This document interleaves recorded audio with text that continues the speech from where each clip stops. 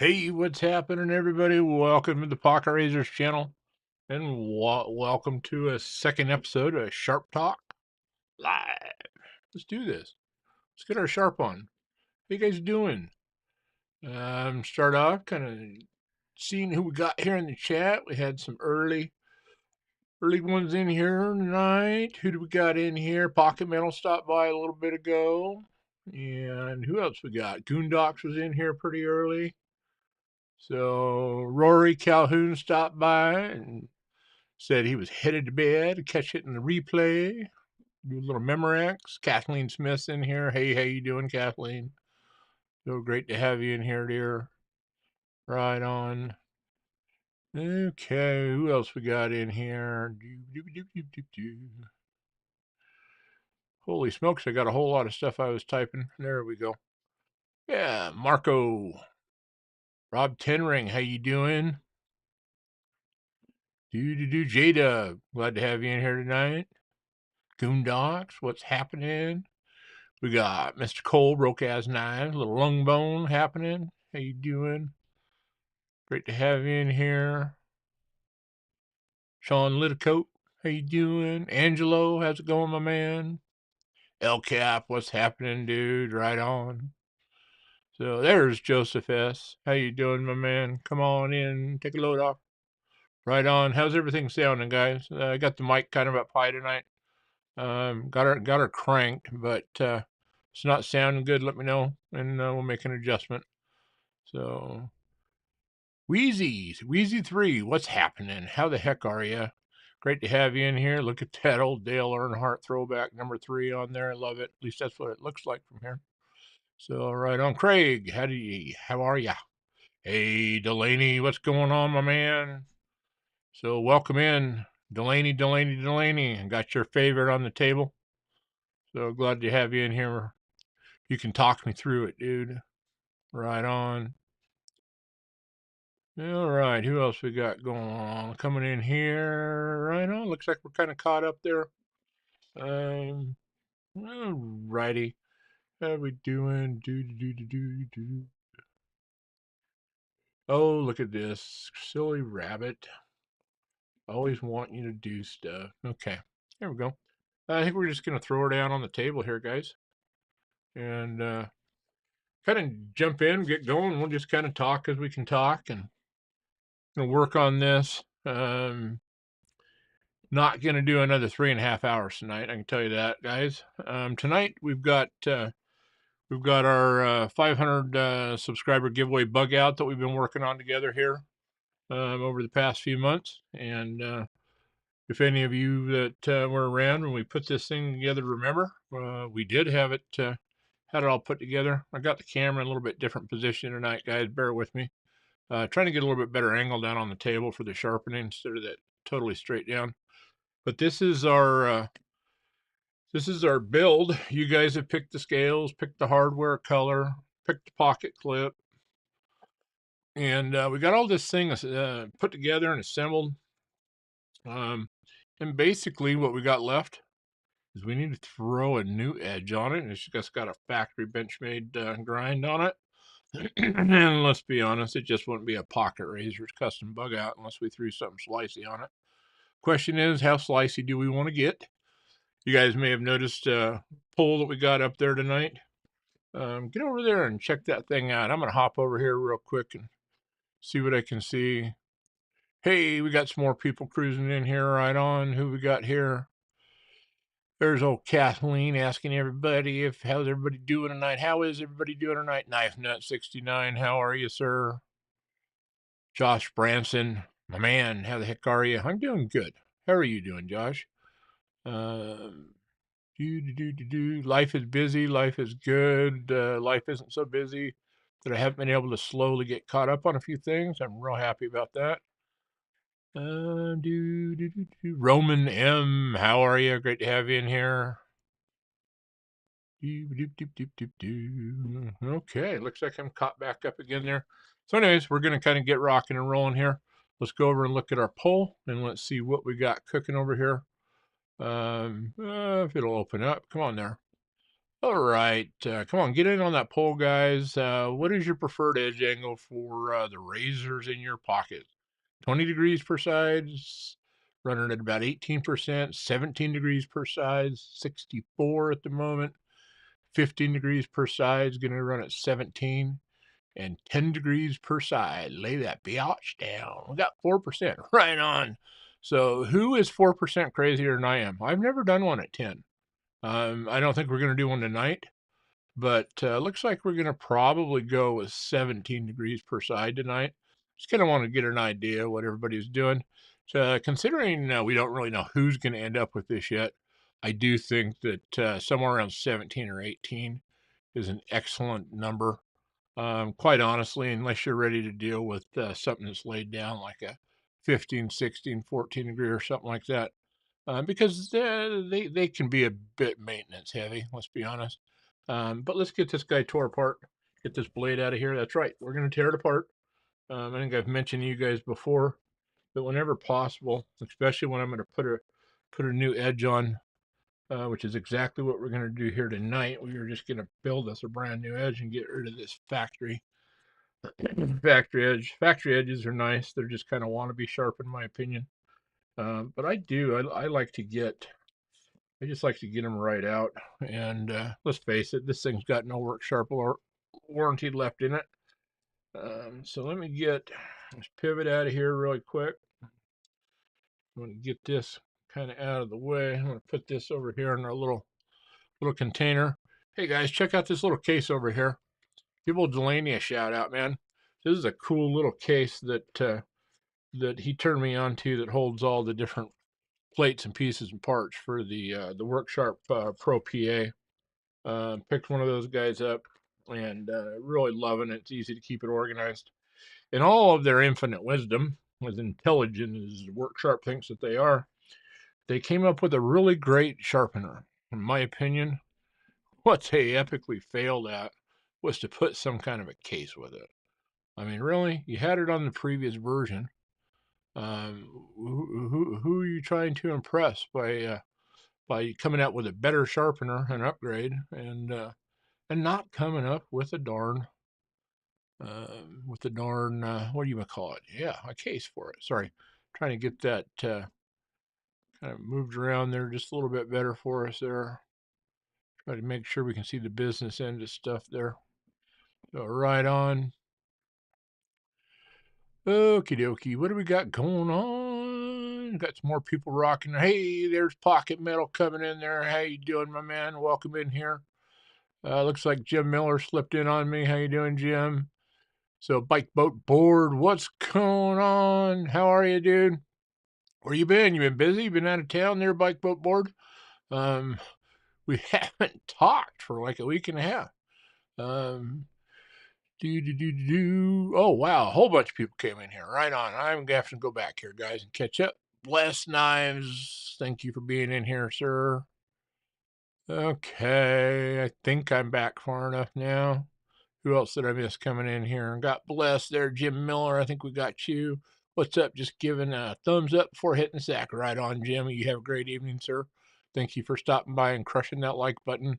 Marco David Garcia Varela, how are you doing, sir? So, bless. I like that. 10 agree we do it by, well, if you lay it really flat, you could probably be getting there. So, as long as them suckers end up sharp, right? So, right on, Joseph S. We got you coming in here. How you doing? Pete, we got you there. All right, kind of catching back up. All righty. Doop, doop, doop, doop, doop, doop. Pretty fly for a knife guy. What's happening, dude? Who's gonna throw down here? Pretty fly for a knife guy. 17 degrees per side is good for knives. They're thick behind the edge, but 19 is better for a thinner blade, in my opinion. Right on. Doo, doo, doo. Buried in literal craziness, considering your line of work there, Pete. Uh, how, how true is that? So, very cool. Alrighty. Knife nut, there you go. It's coming in there 17 degrees per side, but depends on the steel and its use. Wouldn't put a 15 on a fixed blade chopper. Right on. No, you're very true. Blade steel, the use, there's a whole lot of things that go into it. I actually find most super steels, most good steels, S30V, I would include in that very much. S30V, I think is largely considered the very first super steel. I know it's kind of been left in the dust the recent years, but still amazing, amazing steel to work with. So, but S30V does, it can get a little bit chippy. I think 17 is probably where we're going to go today. Bless me, you're way too ratchet to be called sir. Right on. I got you, my man. I got you. Quite honestly, it's just a habit. You know, it's just the way I was raised. Yes, sir. No, sir. No excuse, sir. Yes, ma'am. You know, and that's just the way that we are. Ma'am is a killer, boy. Just being, trying to be polite. Just come to, hey, thank you, ma'am. And boy, I'll tell you what, you can get some nasty looks. Okay. Night's Edge. Hey, thanks for coming by and crushing that like button, dude. Appreciate you. So, right on. Look at El Cap throwing up old Arkansas there. Hey, Chef Rocky, how the heck you doing? What's up, sucker? So appreciate that. Right on. All righty.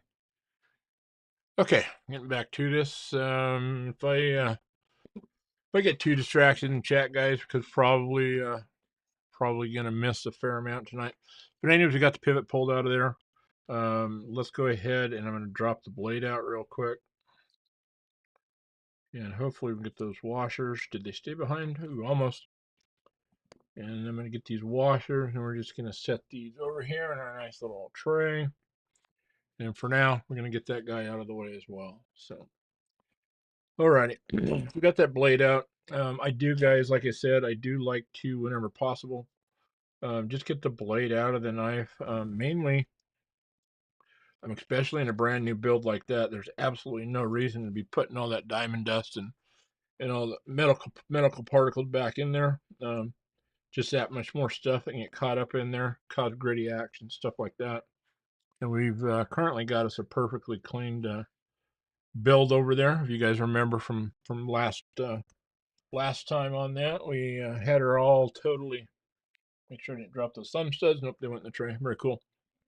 Got her all totally dropped down and taken care of. So let's get our Pro PA action going here. Ooh, we better watch that monitor. That thing might need to go back so I don't smack it when I do the lean back. Sorry about that. Little change there. A couple of things I like to do. You can do this before, during, or after. After really doesn't do you a whole lot of good. I do like to come in and I like to go ahead and get a little tape on this guy here.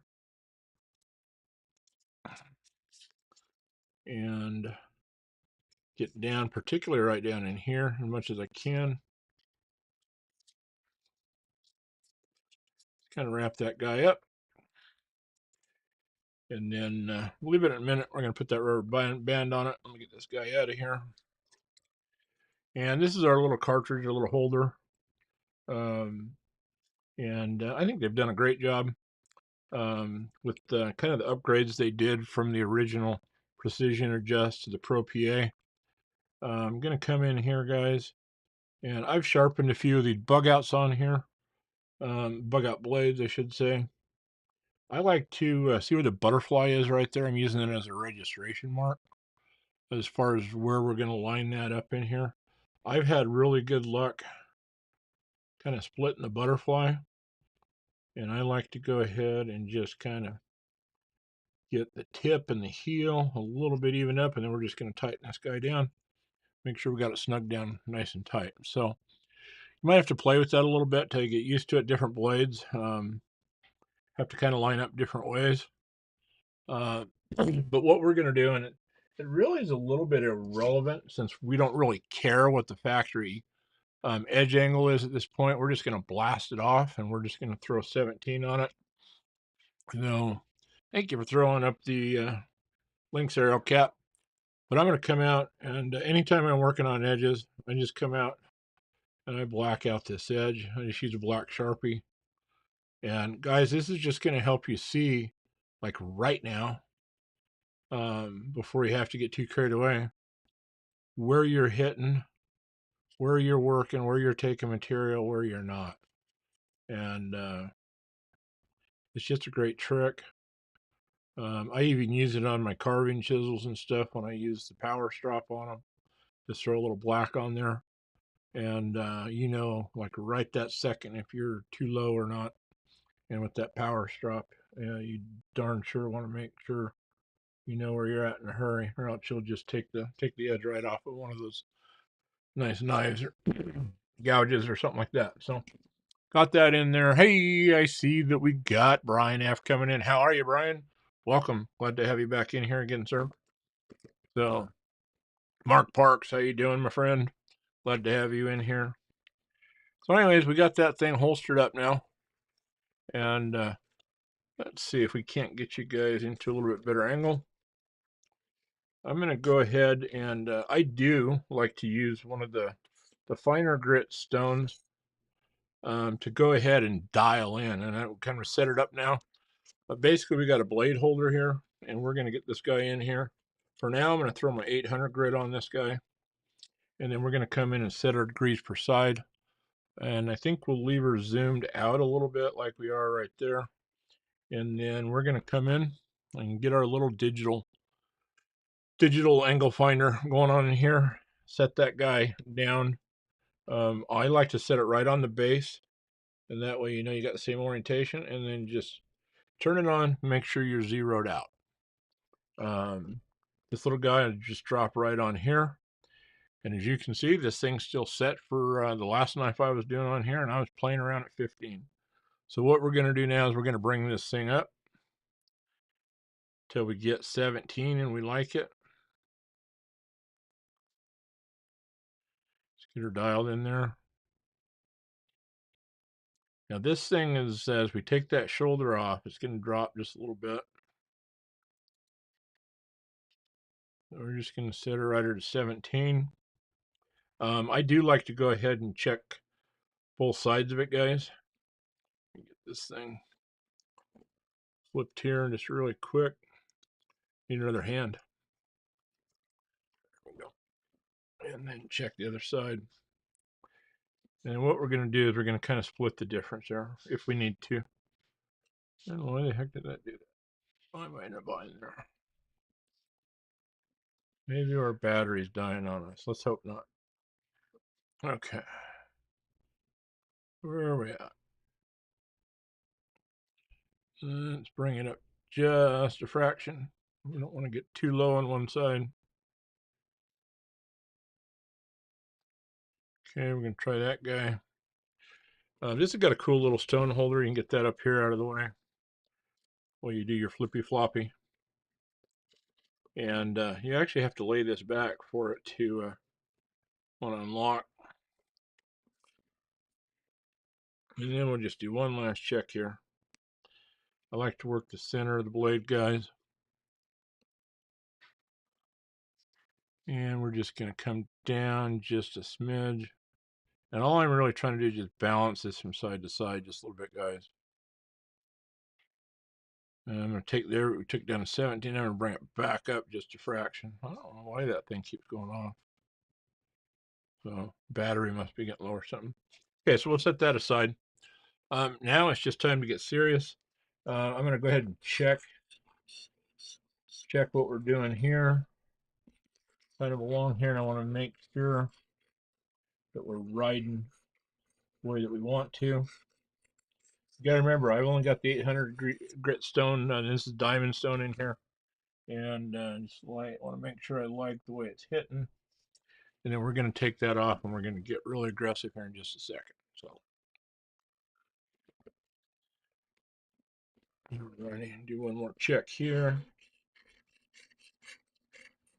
Mainly at this point, I should be hitting mostly shoulder. There we go.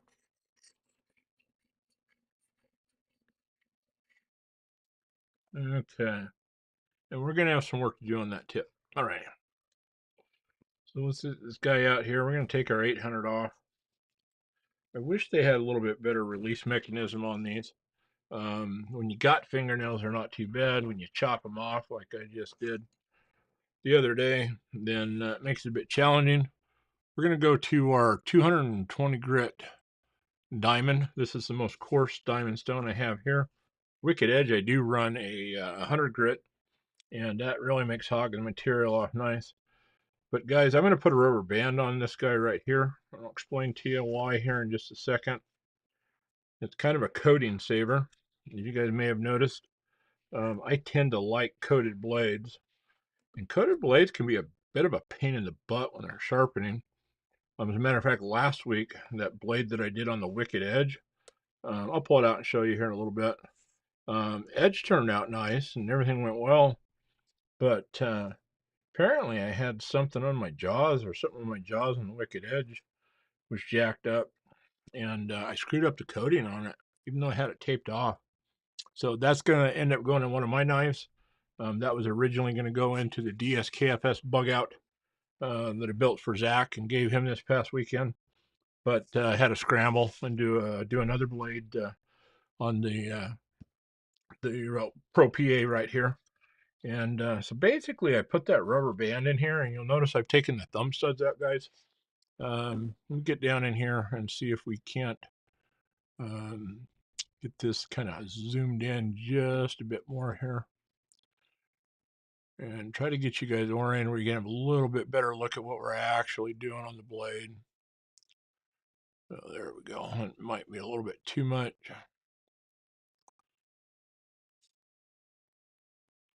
Okay. And we can always move that around a little bit. Right on. Let's give that a try. Let me hop over here real quick and see who we've been jabbering at, who we've been missing over here. And what the heck is going on there? That chat over here is all locked up. Let me get this one, my chat locked up. That happened to JB the other night, I think. Other day, I should say. See if we can get it out here again. Right on. Alrighty. So what have I been missing? We'll check in here before we get going real quick. Mike Jernak, I see you coming in there. How you doing, my man? Arkansas, what's happening? Arkansas, EDC. Go right on there. Okay, I think I'm back where Brian was coming in, and that's where I was. Right on. Okay. All right. Who did I miss? Who did I miss? Who did I miss? Maybe I'm more caught up than I thought I was. Very cool. Hey, Rob, thank you so much. I appreciate that. That was sure fun. Very cool. Let me get down here. Going to do a little bit of a refreshment here. And probably need to straighten this guy around a little bit here. There we go. It's a little poopsy today. A little sparkling water to back it up over here after that's done. So now I think I'm going to get up here real quick and make a quick adjustment. I'm going to turn. Oh, where are you at there? My computer is doing weird stuff tonight, guys. I probably should have restarted it here. Clicker's not working. Either that or my mouse is dying. Maybe that's what it is. So, alrighty. So we're not going to change that apparently because it doesn't want to cooperate. But yeah, so we're going to get in here, and you're in top chat. I know. I hate that. I wonder if they just go all live chat. To be honest, I don't know really what the difference is, but okay. And so, guys, now we're just going to start building our edge in. I put the rubber band on here because I have a horrible habit of two things. I'll get going, I'll get comfortable, and then the edge of these stones will come in and they'll hit down in there and I'll screw up a little bit of coating in there. The other thing I do, I've gotten in the habit of basically getting thumb studs out of there. I've roached a ton of studs on this guy. Well, just in sharpeners in general, wicked edge as well. But basically, I'm just going to start scrubbing in this edge, guys. And especially on these bug out Benchmade blades, the back of it usually seems to need an awful lot of work.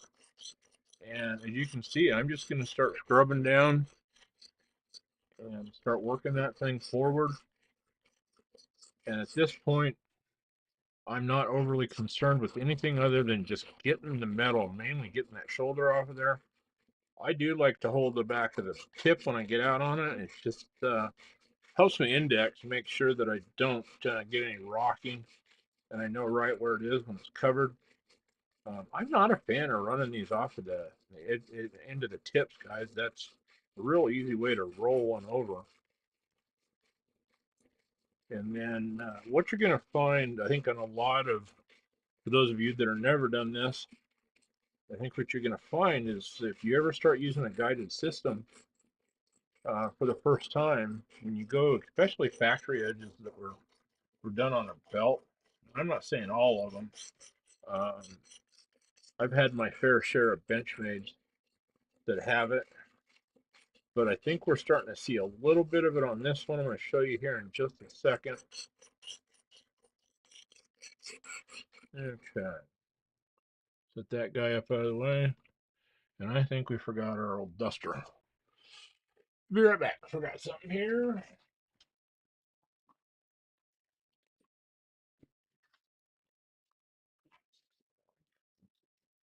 There we go.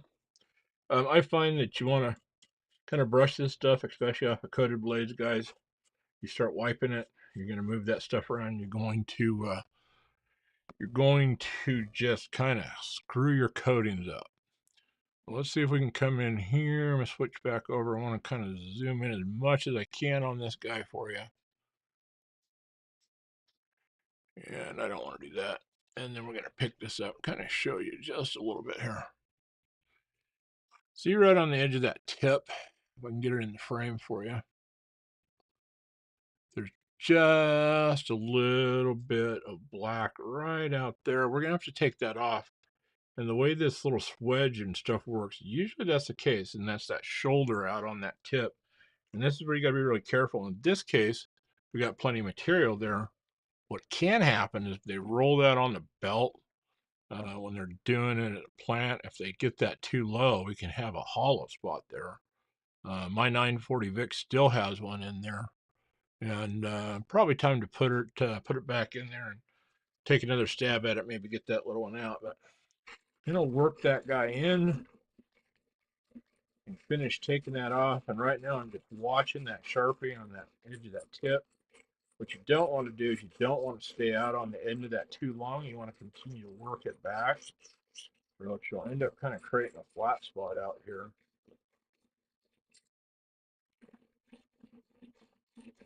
Okay, it's starting to look a little bit better. Kind of work it back. You start to get that nice and even.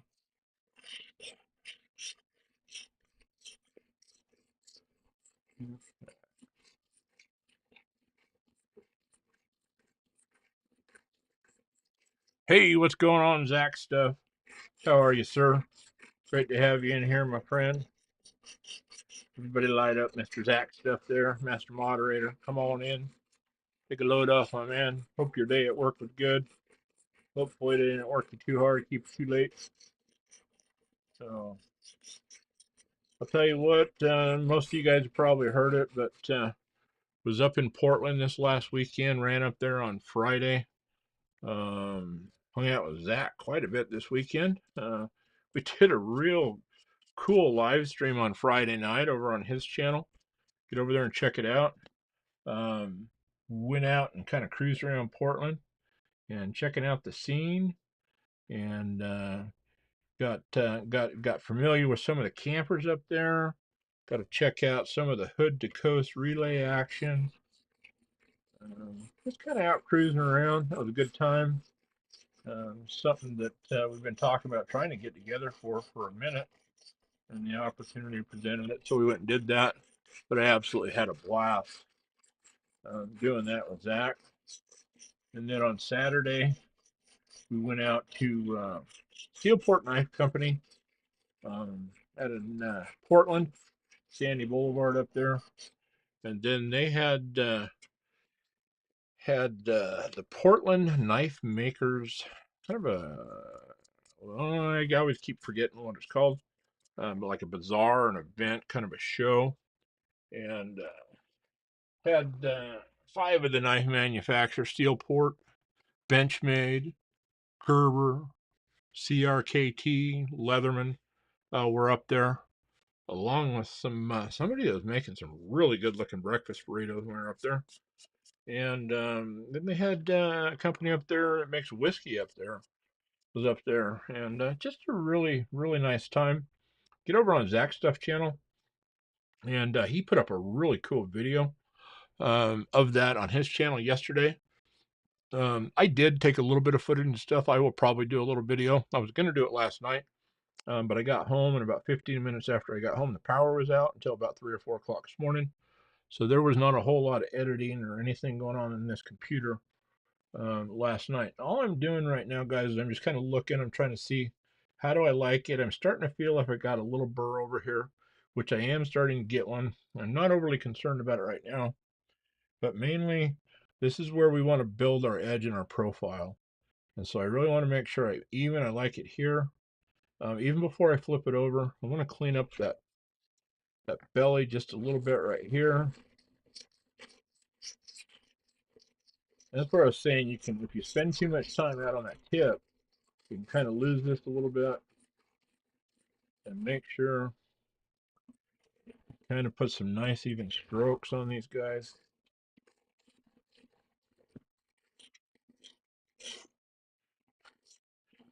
And guys, I like to kind of set the rake angle basically so it's leaning from tip to heel, basically meaning the final course marks that we set are going to be going in a diagonal pattern backwards. It just creates kind of a serrated kind of effect to the direction of that. And even though we're going to refine these, you're always going to have little micro abrasions in your blade.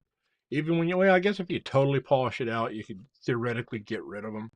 But even when you get into some of the shinier, more polished grits, you're still going to have that. So here again, I do have a little bit of a burr coming over. This heel back here, not so much. And on the front, got a nice one, a little one back here. Like I said, not too uncommon for that to be the case here.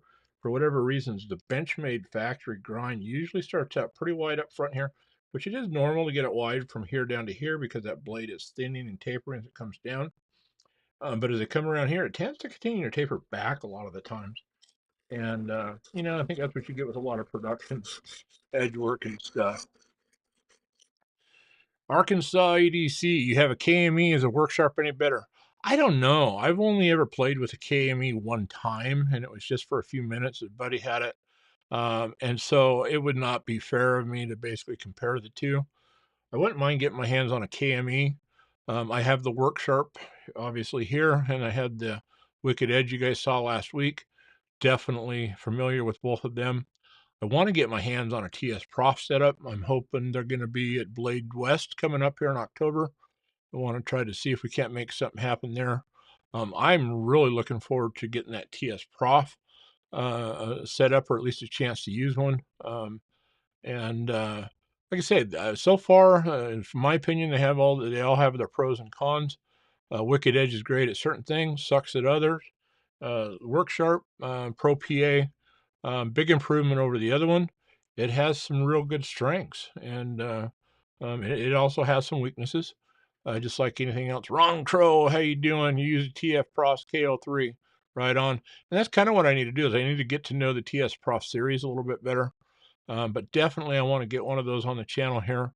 As many of you guys are using them, I want to understand them, and I want to form an opinion on them. And from what I can tell, quite honestly, I think TS Prof is going to hold its own with these other two systems.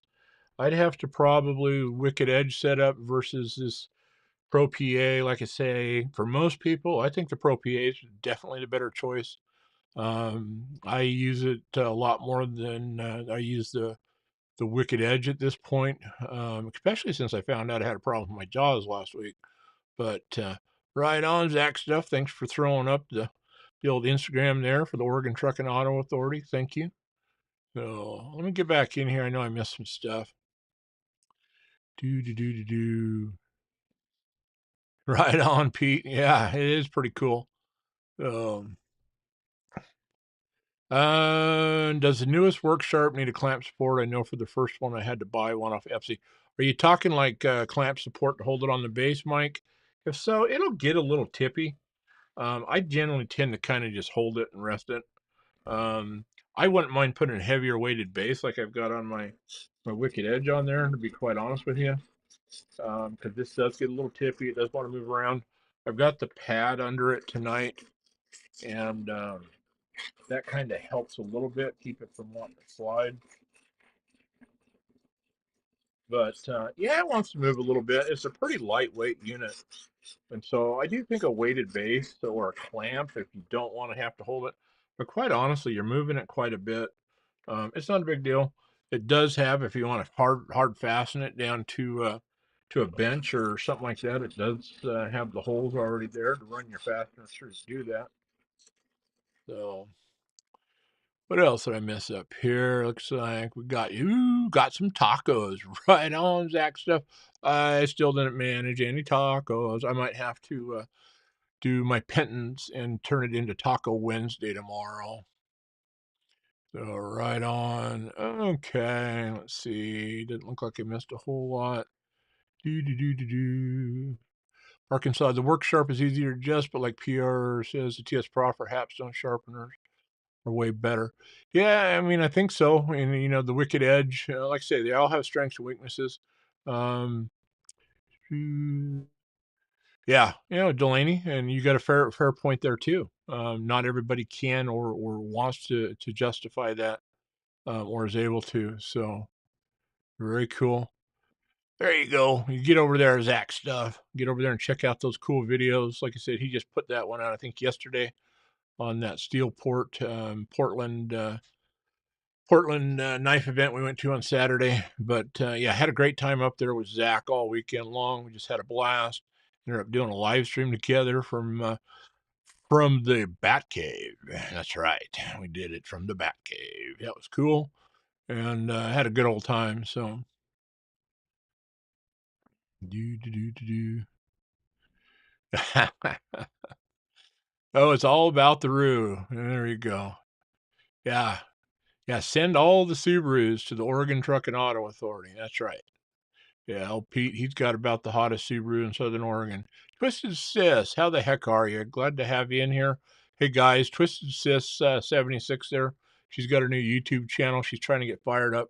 I saw the other day she'd gotten over 100 subscribers. If you're not subscribed to her channel, please get over there and do so.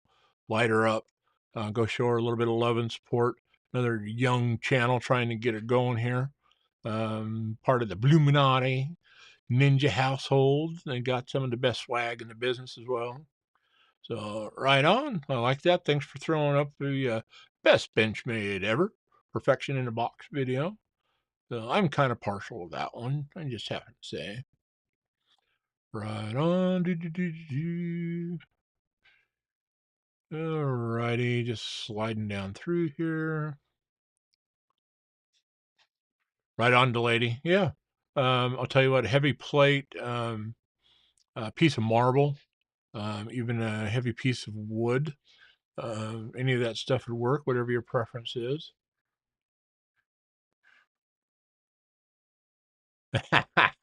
Right, Delaney. No wonder you and I get along so well. So, very cool.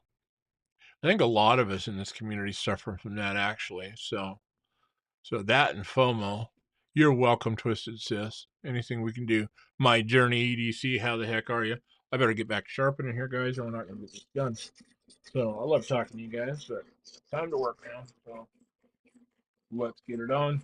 You guys can see I kind of support under here, and I think that's just you know, like we've talked about a little bit if you've been around. when I learned to hand sharpen, my dad always kind of taught us, especially with bigger blades, to sharpen with kind of your primary hand guiding it, and then your offhand with kind of feeling and kind of helping to help hold and support it. And I think it's just more of a tactile. I want to feel what's happening on that blade with everything. But we're starting to get this kind of scrubbed in pretty nice now.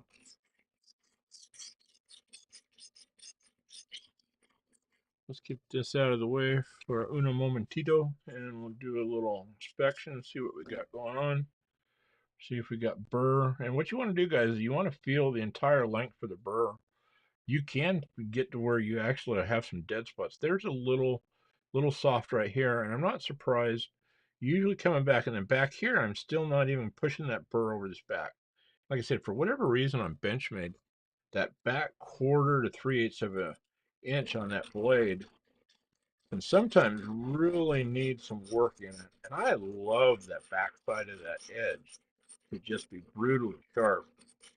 That's where if you're going to get down on it and really need to put some controlled downforce on it, you want that back of that blade kind of right up against your grip. Nice and sharp. All righty.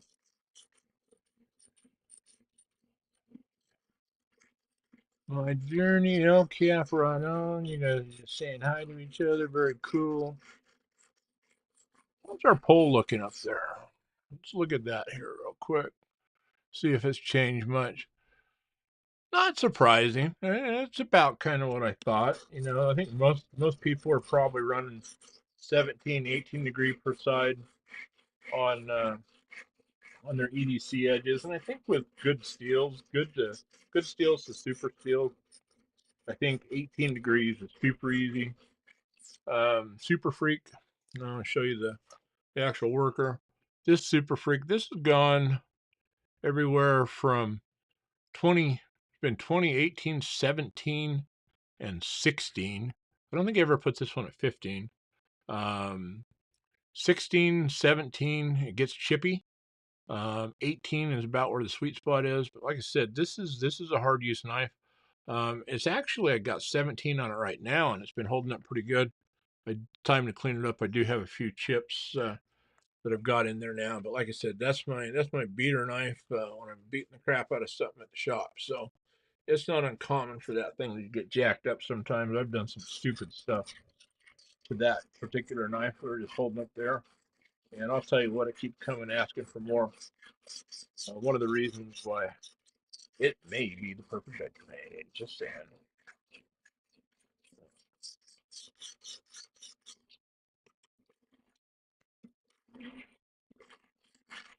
Generally, guys, when you're really doing most any sharpening, I'm not a big proponent of using a lot of heavy pressure. My one exception to that is right now where I'm just moving material, I will put a little extra downforce on it. Quite honestly, like I say, we're just trying to get the stuff out of the way. Once we get the bulk of that shoulder off of there and we get through this first grit, we're going to have our edge pretty well defined. I'm going to come back and go to that other side and we're going to work it back and forth. Rochambeau, what the heck is going on, my man? Did you stop by for a cookie break? Glad to have you in here, my friend. So hey, Rolls, if you get a chance one day this week or something like that, I'd love to, if you have a few minutes, I'd love to hop on or have a phone conversation or at least an email conversation with you. You were talking about something the other day that kind of been on my mind too, and I'd like to throw an idea out to you about it. So, but yeah, get over to Rochambeau's. Check him out if you guys aren't aware of it. He's got a great channel over there. You talk about a steel snob. Um, he is probably one of the more educated channels that I'm aware of, um, and loves some of his nice steel snob. Just I love all his content, but get over and check out Rochambeau, and he's done some great blade steel stuff. Since we're kind of on the topic of sharpening and sharp talk and sharp things, stuff like that. And great to have you in here, my friend. So thank you for throwing up Rolls rules link on there for us, Mr. Zach. Okay, and all I'm doing is I just want to push this edge a few times. This is the one thing where I actually do prefer the wicked edge. I know some of you guys were kind of freaked out and commented about coming down on it and being over top of it. Like I say, here we're working into it, and we always got this point on one side or the other. But you are constantly flipping this thing back and forth. With the wicked edge, when it's time to want to balance and walk that edge, it just does a lot better job.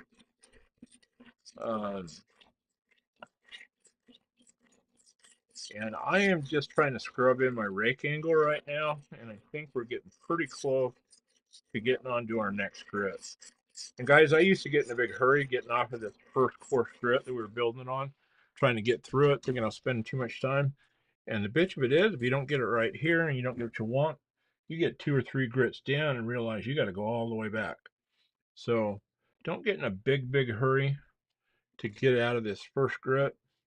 And then one of the things you can do, start right out on your tip and tip to tail and kind of coming that direction off the edge. And this is basically cutting in a rake angle that's going this way all along that that edge. And some people I've heard don't think it matters. I've played around with it a little bit. I've put it both ways on similar knives and compared them side by side, fresh off of the sharpener. And I think there's something to it. There are some out there that will argue that you big red EDC, what the heck are you doing in here this early? How you doing, my friend? I didn't expect to see you here at 8:45 at night. I hope everything's good in your world, my friend. You able to check in from work, or you home? So either way, I hope you're feeling better. Hope your back and hip are doing better, and hope you're having a great week. So great to have you in here. Checking to see what I missed there. Okay. Right on. Right on, Rolls. Well, I'm glad you stopped in, dude. So if I can't get you to come in and stay for cookies, maybe I can get you to stay for sharpening, right? So, but right on. Okay. One thing I do really like about the Pro PA is that you can actually take the cassette out. And that's one thing that is a hassle with the Wicked Edge. And we're going to get in here and see if we can't kind of get you guys a little bit better look at what's going on here. Unfortunately, that light and reflection doesn't always work that great. But that's what we've got going on there. And then on this side here, show you what we got going on there. And then just going to check that burr. And then I'm going to hold it up here where my bad eyes can see it. And then I'll get it back on camera for you here. And what I'm seeing a little bit of what I was kind of talking about with factory edges. If you guys can see how that radius wants to do a little taper there? Well, it's not this radius. It's actually that edge out there where it got knocked back.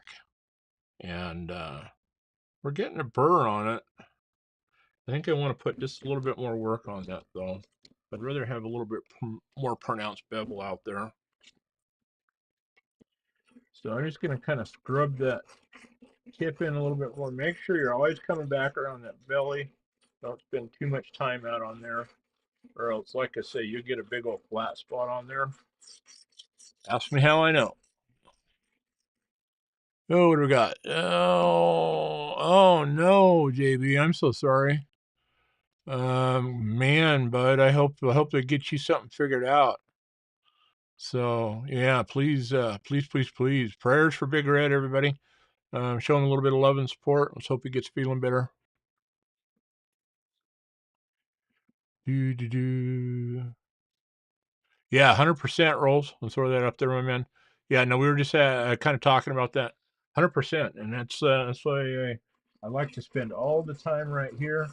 And then the nice thing is once you do get this the way you want it, then you can kind of I don't know if you fly through them, but you go through the other grits pretty darn quick. So this is going to be the bulk of our sharpening time right here. So, and I think I'm liking that a little bit better there. I'm going to check this burr out there. Okay, let's do one more flip and let's walk that back. Check, check, check, check. Very cool. And then here, basically, I just want to pull that rake angle and walk that burr back.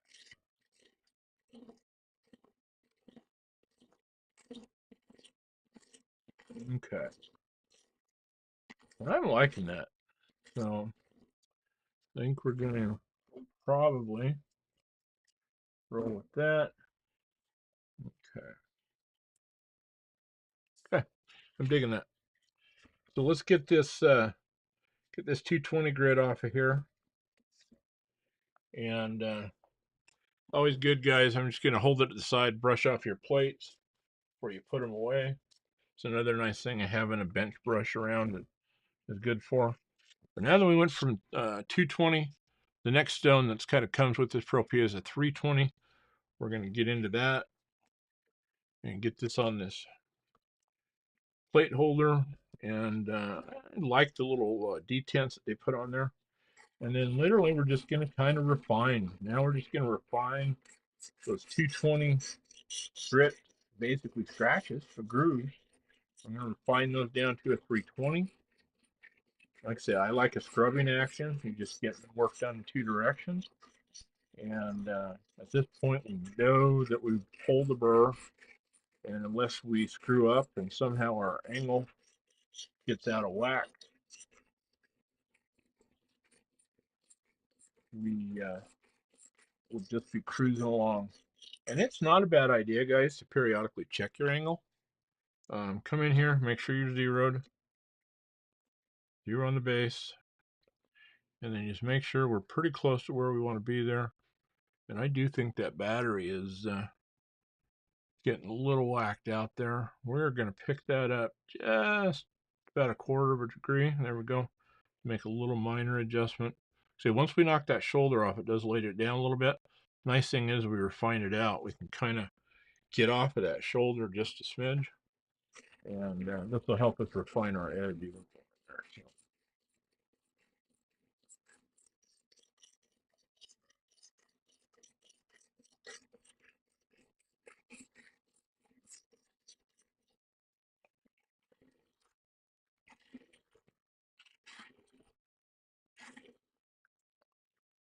On. Alrighty.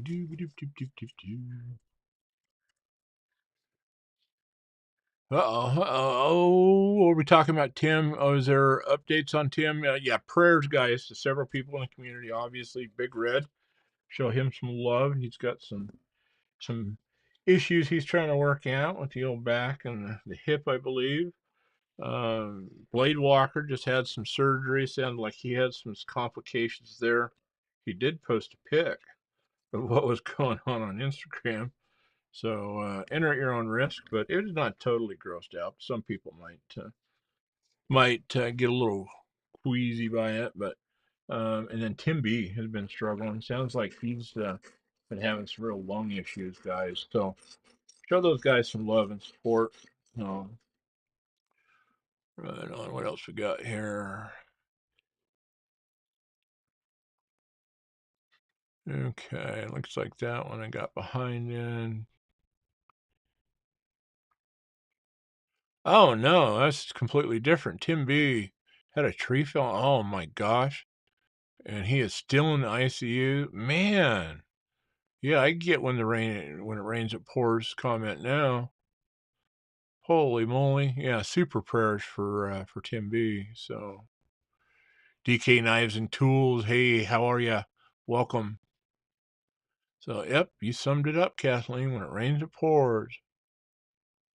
Right on. 100%. Yeah, let's show those guys some love. I'm trying to see if we can help support them anyway. Okay, we're just going to kind of keep refining this out, guys.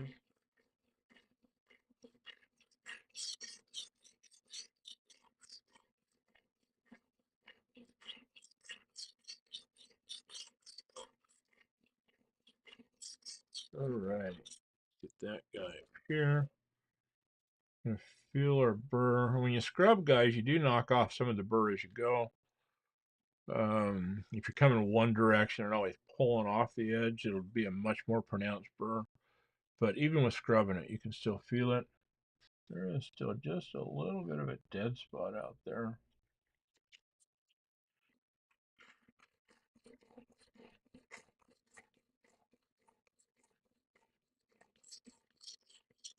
Okay. And if you do want to see where your burr is at, just pull 4 or 5 passes right from tip to tail there. And you should know exactly where your burr is at and what it's doing. Okay. And one more time back here. See.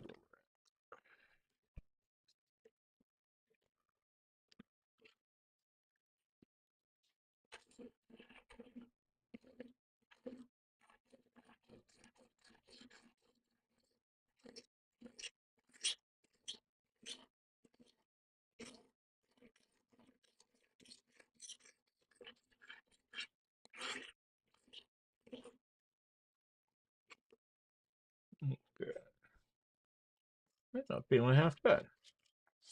And I will periodically kind of just sweep off all the crap there.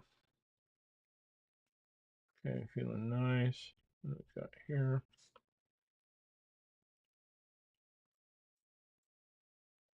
It's amazing how much you feel the edge, guys. And if you're not comfortable, just take your time, go slow.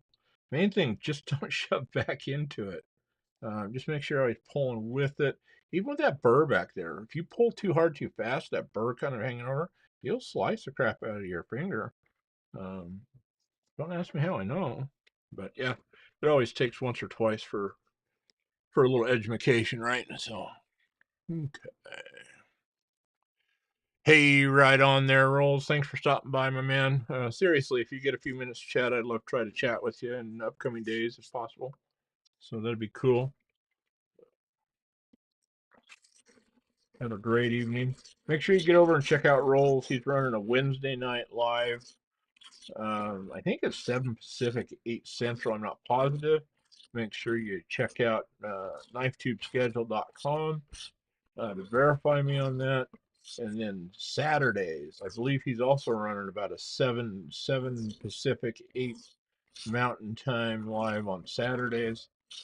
Runs for about an hour on both of them, sometimes a little bit more. But yeah, get over and check out his channel. We've got a lot of cool channels in here tonight. Obviously, Big Red EDC. A lot of you guys know and love him. Get over there and check out old Big Red's channel. He does giveaways and DFKFFs with the best of them out there. Of course, from Master Moss, moderators, act stuff. Get on over there and check his channel out as well. Check out his Sunday Funday live stream and all his cool content and all of his mastery of the Benchmade and all his knowledge he shares with us on that guy. Very cool.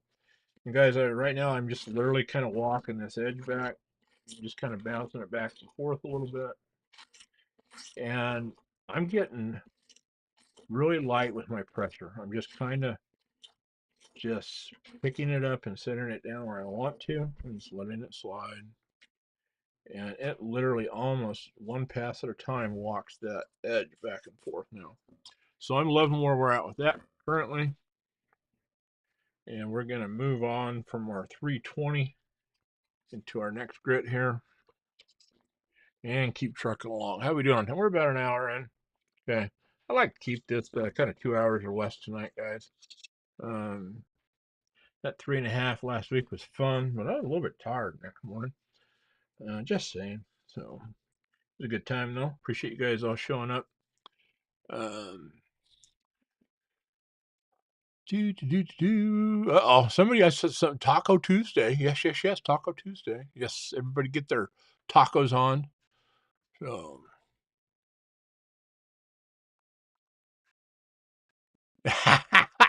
right on, Big Red. You got your nachos Belgrande. Oh, I love it. I love it, dude. That's cool. We got to get you in on one of those, JV. That was a good time, man. So I know you had pretty special events and stuff going on this weekend, and you are exactly where you need to be. But I think it'd be a good time to get you down there and go have a good time doing that. So right on. All right, so we're just coming in. We're going to start to work our 400 grit now, and we're just going to refine those coarser grits, and we are going to start to turn this knife into a sharp knife, into a pocket razor. And this is how we do it.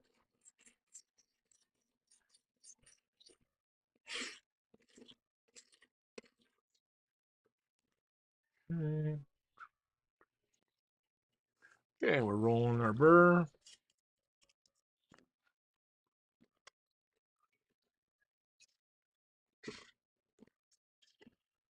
And we're ready. And we'll do the same thing with this guy.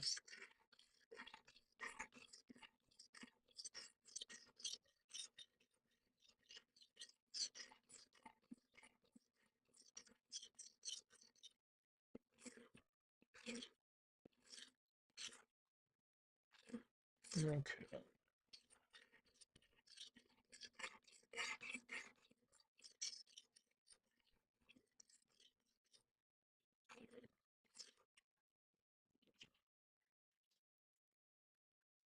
Okay, I think I need to move back down here now.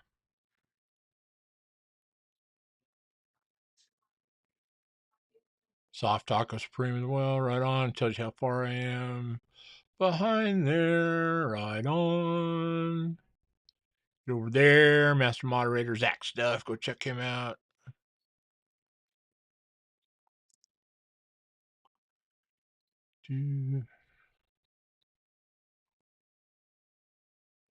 Hey, there you go. That's not a bad idea. I'm just saying.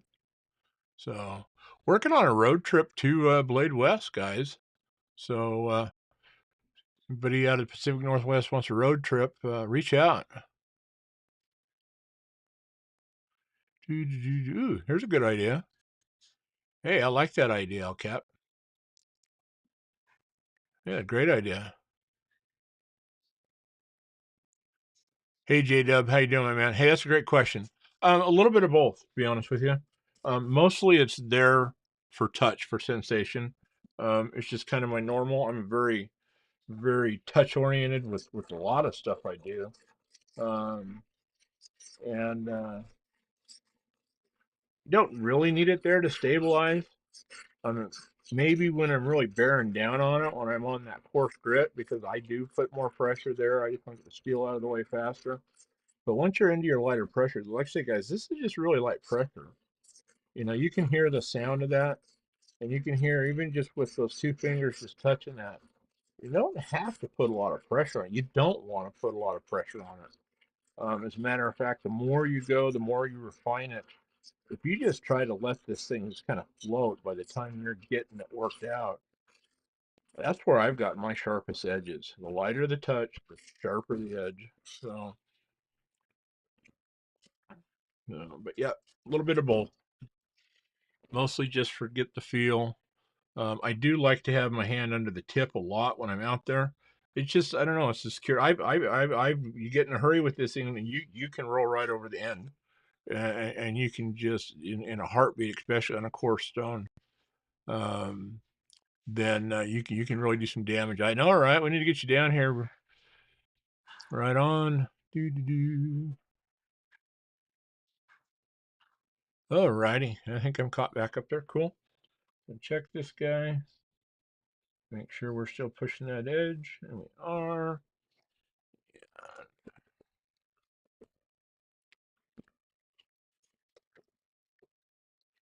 Make sure you guys are in frame there. There we go.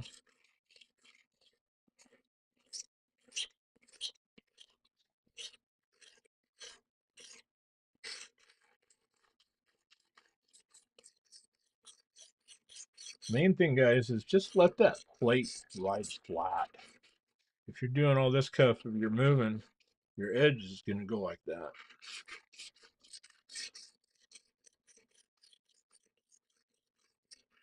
I do like these interchangeable plates.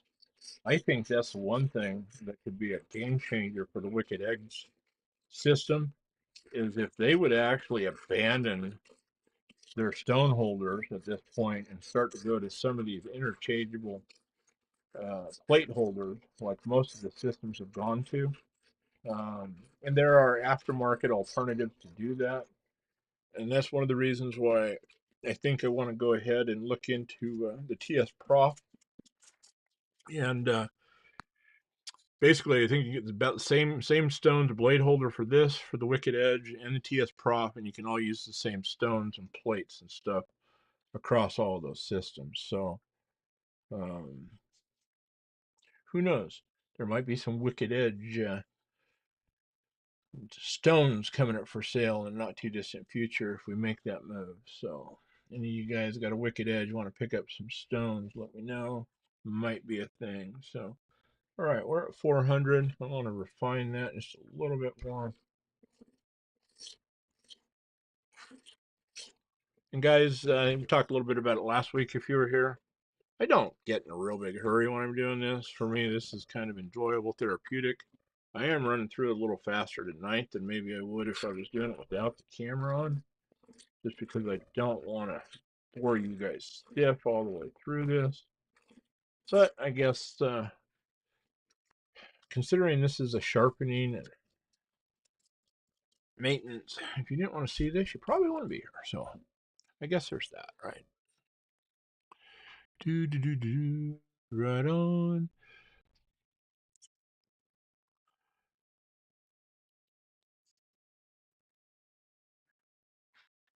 Okay, look at that. And look at El Cap. You're just getting set up. I like the way your brain works. Nice. Yeah, you were sharing that with me here a while back, Delaney. Delaney's a heck of a pro PA enthusiast and does a lot of work with it too. This little case over here, he's the one that told me about that. And then got some blank plates he told me about, and there's been a little bit of a hang up getting them. Apparently, an illness issue from the guys that sent them to me, but hopefully they'll get here.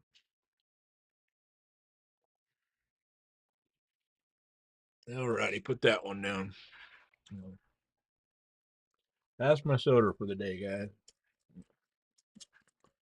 Yeah, it's on to the water. Okay, I'm liking that. And I just want to kiss this just a little bit right here.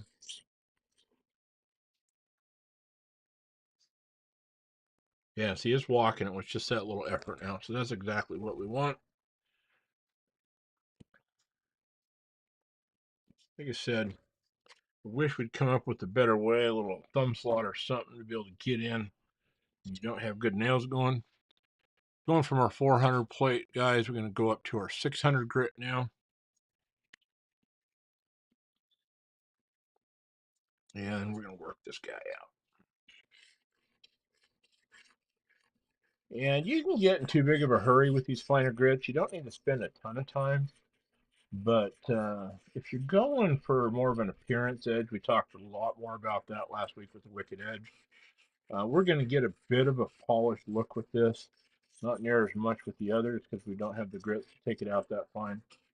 But you want to actually make sure that you're using these finer grits to basically work out all the coarser scratch marks that were left from those more coarse stones. If you're going for an appearance edge, you can get all the way to the end, and if you're not paying attention, you can leave something behind.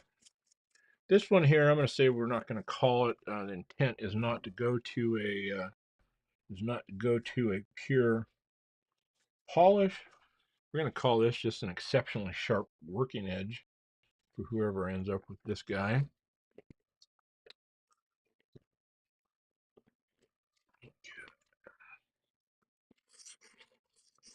I don't know if you guys are hearing, if it's picking it up on the mic that well. It looked Looks like from the sound meter, looks like it is picking up some of it. But you can hear it's starting to get really quiet, and the more smooth it gets, the more we refine it. And here again, just super light pressure, the more quiet it's going to get, and you can feel it under hand, how nice and smooth it's getting. And I'll tell you what, we go up to this next plate here in just a minute, and it's going to get even quieter, even smoother. So,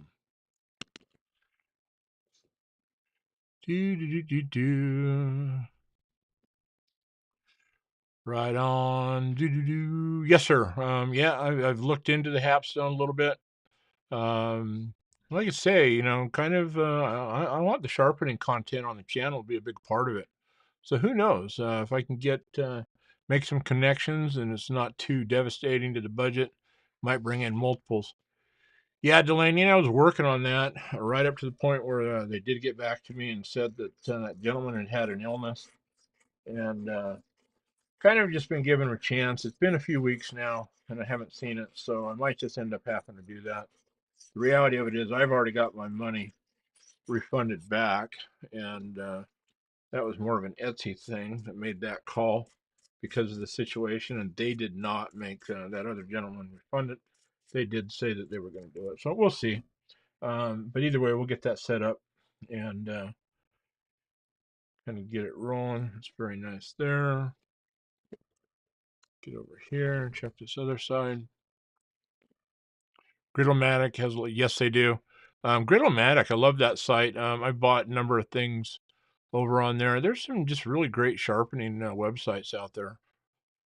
So, but one other thing I kind of wanted to mention to you guys is, the Sharp Talk. I don't know that this is going to be an ongoing weekly deal. I guess it will be as long as I have the time to do it and we have the content to put on here.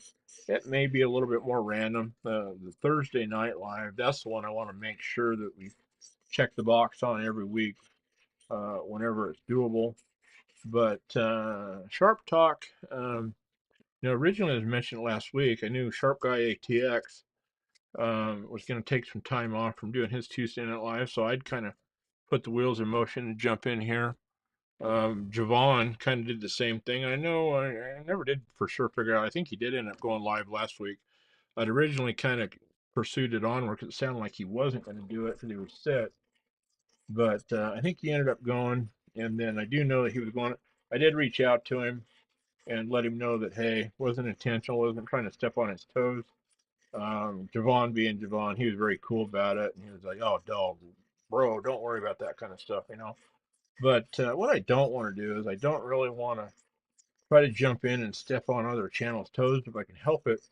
Um, but the times in the evenings and on the weekends that I have available, man, it's so saturated. It's just getting so tough to try to find places to jump in with, whether it's just random content or weekly content anymore, without just well, it's just crowded without stepping on people. So um, by all means, and I Javon's going tonight. I told him that I'd already kind of unzipped my fly on doing this tonight, and he was very understanding, very cool about it.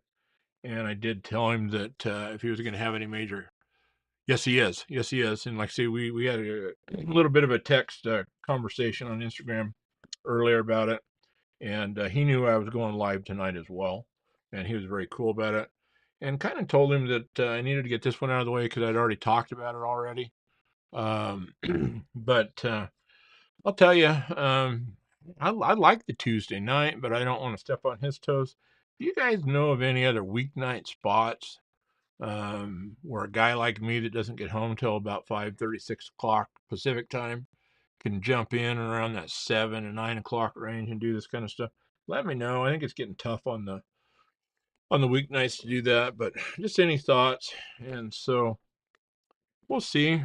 The other thing, I'd love it if you guys get in the comments of this video and let me know what your thoughts are. You like the idea of doing a Sharp Talk kind of a series that's dedicated to sharpening and maintenance and talking about, geeky knife steel stuff and anything related to razors and sharpness?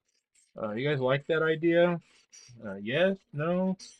Do you have have any thoughts or ideas in a series like that, what would you like to see? But I have a lot of my own ideas. I'd like to hear what you guys are thinking of it. I mean, this thing is, as far as this series, anyways, is very much in its infancy, so we can do about anything we want with it. But I do want the sharpening and this part of the content to become a regular part of the channel, guys, and would love your comments and thoughts on it, and what you guys would like to see. So ultimately, when it comes down to it, I want to put out content that I like and that I want to do and stuff like that. My theory behind that is if I'm putting out content just because people want it, not because I want to do it, it's not going to be very good content. So try to manage that. Try to fill any requests you might have, and like I say, as long as they're not so far off of my radar that it would just not be comfortable or a good idea for me to do that content, we'll certainly consider it. So that's the nice thing about what we do in here in the knifing EDC community. We got so many different things that we can do. So, and the other thing I need to get into the channel that I've been talking about from the beginning is also the vehicle EDC, and that's still very much a thing. And that's just been kind of just time restrictions. And I started working on a vehicle EDC video um, kind of the week of, before, and during when I was up at Overland Expo in Bend here back in June. And so I got some of the content. I was originally trying to do it all there, but got busy and didn't get it all shot in that one sitting. So kind of need to go shoot some other stuff to tie that video all together, and we'll hopefully work on that here in upcoming weeks as well. So, but it's just been busy, busy, busy, guys. So right on. So I'm liking that, and we're gonna get out of our 800 now and get that guy gone. And what the heck were we in? How the heck did I? Oh, we were in 600. I'm sorry. We're in 600 now. We're going to go to 800. Oh.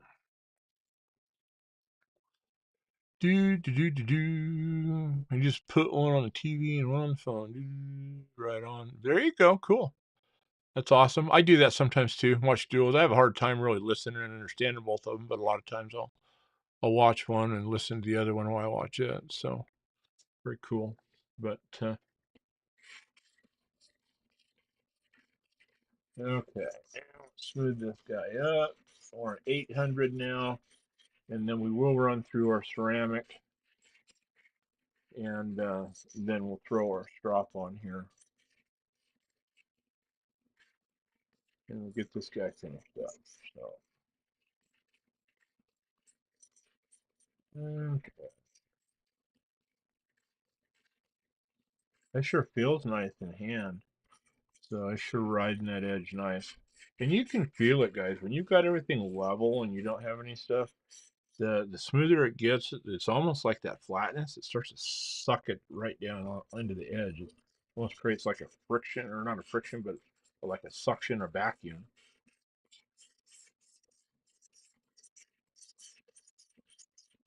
And then here again, I'm kind of just defining my rake angle. And I like them going back this way. Just my thing. I think we started talking about it earlier, and I think we got sidetracked. Um, but I have done a couple of blades where you oppose the rake angles. So where you put one going forward, front to back, and one going back to front. And I know there's been a few articles I've seen people that have done that. I think there's probably something to that. The idea being that regardless whether you're doing a pull cut or a push cut, you've got one side of the blade that has that rake angle working in your favor. There's also a theory that with having that opposing rake angle, as instead of coming to the edge and having them both in alignment, you put them on the bias, and it creates kind of a stronger edge because you've got those opposing edges. I don't know if I believe that so much. I mean, I think that there probably is something to it, But at the same time, when you come out to the edge and you put those opposing directions, you're also creating more micro serrations that are meeting at that edge. So in my engineered brain, kind of seems more likely to me that you'd lose some strength of the edge that way, but I've never really tested that. Probably should do that. Probably what we should do is grab 3 bug outs, same blade steel, and put 2 or 3 different edges on them and just do some cut tests and stuff like that on them one of these days. Okay, that's feeling really nice. And guys, I'm going to throw just a touch of alcohol on here. I'm just going to clean some of this up. And this stuff starts to get really powdery. I like to kind of just clean it. It's also a good time, that alcohol, if there's any Sharpie behind that edge, I'll clean that off nice now. And it starts to help us clean up our edge just a little bit. Very cool. Okay.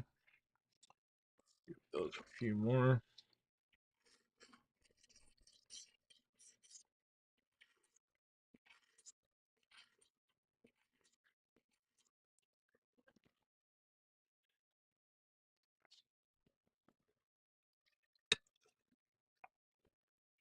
That's the thing about these systems versus the Wicked Edge. Like I say, there's strength and weaknesses. We were talking about that a few minutes ago. It does get a little bit annoying flipping this thing all the time. It's not the end of the world. Once you kind of get used to it, you can kind of do it almost by muscle memory.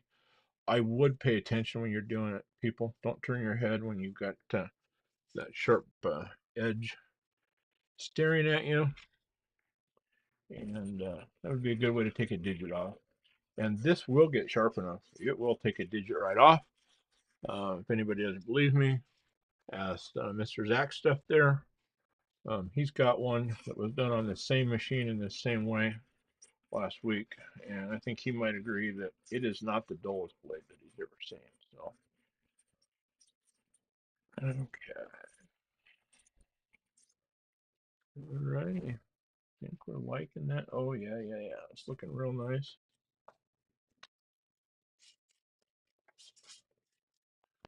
All righty, what do we got? What am I missing out on here? Time for a little refreshment break. Catch up on the chat.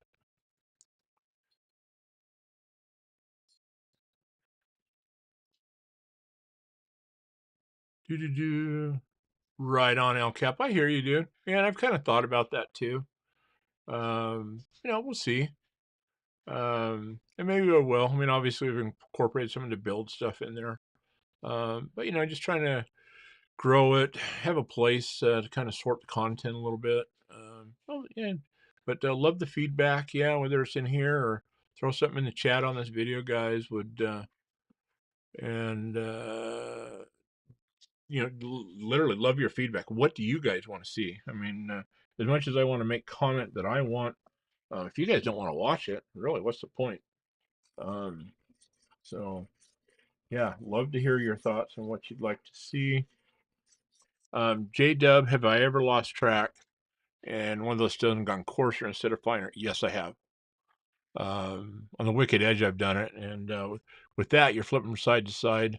I've actually finished out, say, like with 800, and getting finished out and set them down for it to come back, and ended up picking them up and had it roll, and then you take it back to 600 on the other side, and realize that you just undid what you did with your 800. Yeah, I've done that before.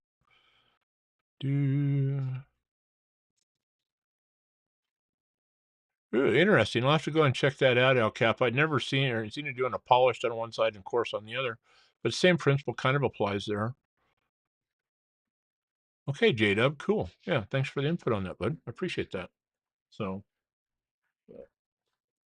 yeah, main thing, guys, we just wanna have fun, have a good time, talk about all the nerdy stuff that we all share in common, and but really, when it comes down to it, for me, the core of what I want this channel to be about, regardless of what the content actually ends up being on it, is I want it to be about the community. And quite honestly, that's why I'm doing this. That's why I got here. Fell in love with the community, fell in love with the conversation. And so to me, community, conversation, I just mentioned it. This guy here is about ready to get a little cleaning, but I think we'll be fine for now. And this has got blind holes on the backside, guys. So just make sure it sits down on there and pops in. And then we're just going to hit it with the ceramic. And this is what's going to kind of really start to bring a little polish out in there. And aside from the strop that we'll finish off with here in a second, see, that's one of the reasons I like to put it out there. The thing got out there and I almost lost it and got a little rolly on it. And that's where it's nice to be able to feel what you got. And don't worry about getting in a big hurry. Like I say, that's a lot of times I just kind of, when I'm doing this and not recording, just kind of slow, put some tunes on, and just kind of let it happen. So, but this thing is just getting glassy smooth now, feeling beautiful. Yeah, 100% knife nut. You're very, very, very correct. Yeah, I mean, you don't always have to be using super steels for everything. I mean, if you want to test the super steels and see how they react on those, that's an argument. But yeah, D2, 154, 14C. There's a lot of good stuff out there we could use. There's a great feedback from Mr. Delaney right there. It really does come down to what you're comfortable with and used to using as far as sharpeners go. Never be able to use non-fixed angle systems. My blades would suffer severely. I'm right there with you, my man. You and I've chatted about that a little bit, and 100%, I agree with you. Like I said, I used to possess the ability to put a pretty decent edge on by hand. Nothing remotely close to the kind that I can do with a guided system, though. And if you want a good looking edge and you want a nice even edge, and that's the beautiful thing about the guided systems and the edges is they're so consistent. If you do your job right and you get your profile cut in right, then they kind of do the job for you, and you can get just super even from tip to tail if you want to. So right on. Hey, welcome back, Zach. Right on. Got everything all watered up. Hey, very cool, Big Red. Thanks for stopping in, my friend. Glad to see you in here. Good luck on those videos. Can't wait to see what you got. Right on. Yes, they do, Delaney. And isn't it amazing? You can just feel the difference. To me, S90V has just a really kind of a different feel. It stands out from a lot of them. 154 CM also has a real unique feel. Um, and it's kind of, I believe it has to do with the way, especially on diamonds anyways, the way the diamonds kind of tear the steel, and the structure of the steel grains themselves is, I believe, kind of really what kind of determines that, the grain structure and whatnot. So,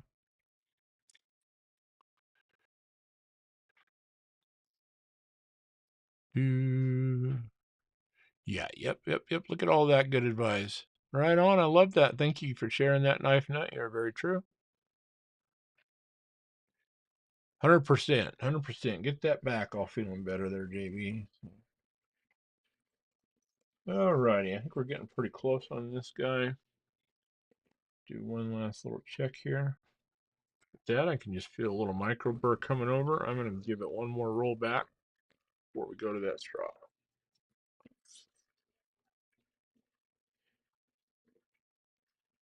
And even on the ceramic as we're polishing, guys, notice that I'm still trying to promote that rake angle. Whether I'm doing a push or a pull stroke, it's all going with that direction. So, okay. So that's feeling nice. Okay, we did just a nice little pushback on that burr. Get that guy out of there. And now we're going to bring in a leather strop, and this is included with it. And you can see what happens if you push with this thing. You can get into it, you will get into it, and you will cut it up. The one thing that when you're dealing with leather strops on guided systems, really any leather strop, you should always back your angle off a little bit. Doesn't have to be a lot, but what's going to happen is there's a softness to it, and that's going to kind of curl as it goes over that edge. So what you want to do is you do not want to roll the edge. So what you want to do is you want to flatten it out just a fraction. So find your little angle guide, digital angle finder here. And let's see where we're at here. And regardless of what this says right now, 17.25. Okay, now we want to actually lay this down just a little bit. So we're going to go down just a bit, just like about, and that thing hits 17 right there. So we did is just flatten it just a little bit. This is going to not totally ride that edge, but when that leather has that flex to it, then it will account for that. And then these, no pushing back into that. And this is just going to be just literally just pull strokes. And we're just going to strop this guy out. And these are just super light. I will go back and forth a few times on these.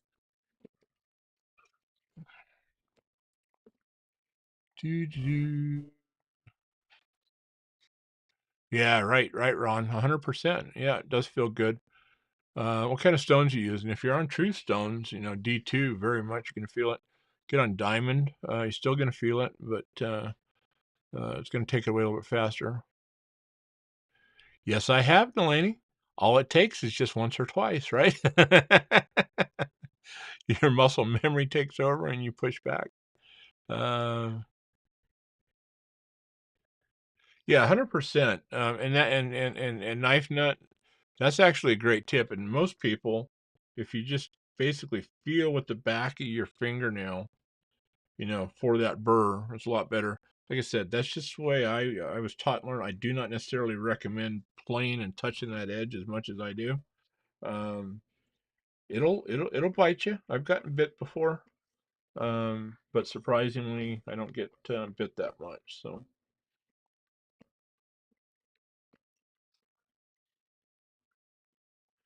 okay,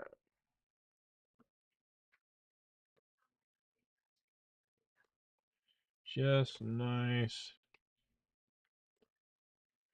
light pressure. Just let that thing walk from tip to tail. You can throw a couple of reverse ones in here a little bit. I do like to change that direction periodically. At this point with the strop, we're not going to really affect that rake angle too much. Oh, I just bounced into it there, Delaney. We might have caught it. Oh, no, we got lucky. Cotton ball works really well for checking your burrs when you get to ceramic. Ooh, I like that. I'll have to try that. So, and I have a cotton ball. I got a cotton Q-tip thingamabobber, though. And we'll have to get some cotton balls up here. Give that a try. Yeah.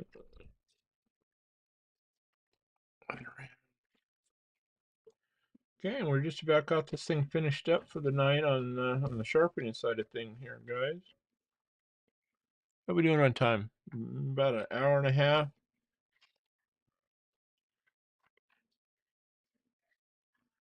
Okay. What do you say, guys? We probably got another couple of minutes of messing with this. You guys want to roll right into installing this thing and finishing out that knife? Get this thing in, that bug out, and then we'll get her all locked down. We'll call it a night after that.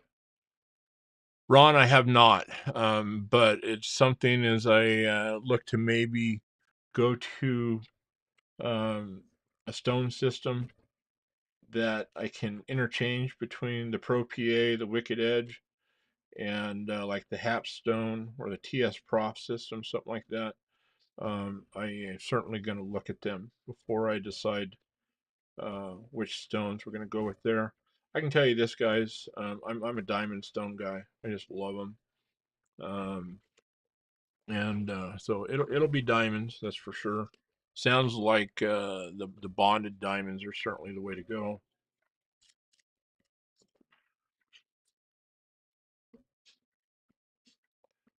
Okay. And then believe it or not, even when we're done with this, guys, I'm gonna hand strop this a little bit. Even on the wicked edge. When I pull that off of there, just my thing. I just like to finish off with a hand strop. Yeah, it's feeling super nice. Okay, let's get this thing popped out of here. And I think we're good for now. I'm going to set this aside for the minute. Find a spot. Get her here.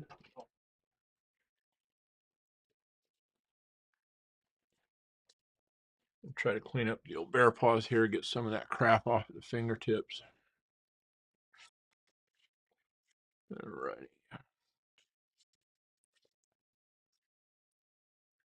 Okay. Very cool. A little drinky.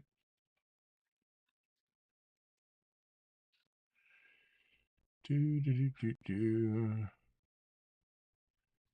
Cool because you're removing files at the same time. Right on. Yep. Go for it.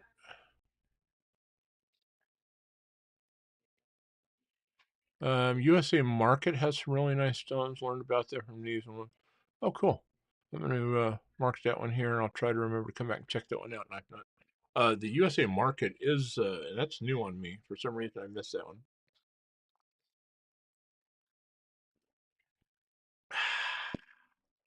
Zesty. Dual grip videos I thought was similar. Okay, cool. Okay, let me mark that one too. Thank you, El Cap. Appreciate you throwing that up there, my man. Alrighty. Okay. So basically, let's see if I can get a decent look at this guy here. And maybe now that we're off of that, we need to straighten this around just a little bit.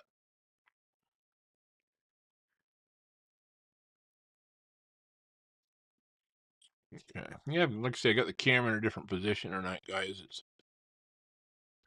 So that's basically what we ended up with off of the old Precision Adjust Pro Precision Adjust sharpener right there. And it does a nice job, guys. Is it the best sharpener in the world? Nah, I don't think any of them are probably. I mean, I think we've talked a fair amount tonight. The best sharpener is the one that you use, the one that works for you, the one that you're able to get the results that you want. It doesn't really matter what I or anybody else says. Keep in mind, guys, I'm just a self-taught hack. I'm not a pro. I don't do this for a living.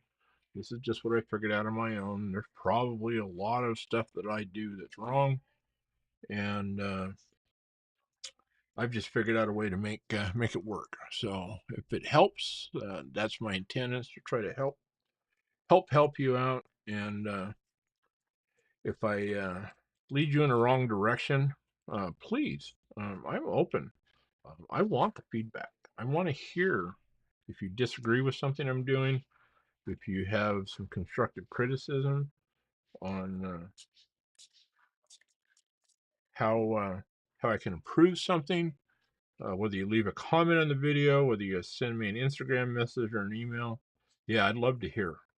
Um, I'm a sponge. I just love knowledge. Um, I geek out on stuff until I learn it, until I figure it out. So share with me. Very nice. Oh, yes. And let's give her the old slicey test.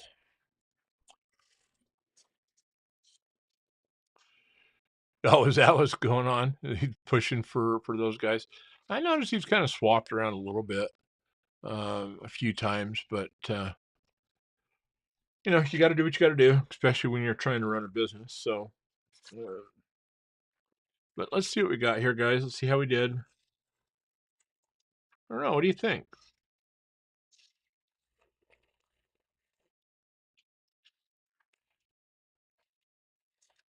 And we still need a little hand strop, and most of that is going to clear itself up, just real nice. Yeah. So we got her where we want her. As Doug would say, to your cut.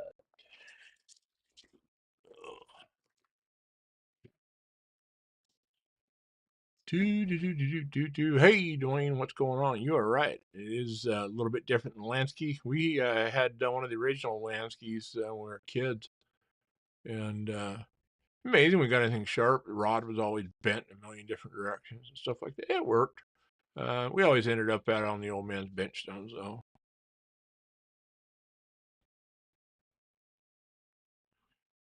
Ooh, good feedback there. Ooh, paper towel cutty. Right on. I love it. Yeah, Neves has got some great content, and I love watching this stuff. I don't get near enough time to watch it, really, or any other content. It's hard to stay caught up with my favorite channels anymore, it seems like, but that's what weekends are for sometimes. All right, I'm just going to get this open back up, get it out of here. And then the beautiful thing about this, guys, is we now have a nice clean edge, nice blade. Going to put it back into our nice clean knife body. Get this out of the way. Get any of that last chunky monkey stuff out of there. And then I'm going to get this out of the way as well.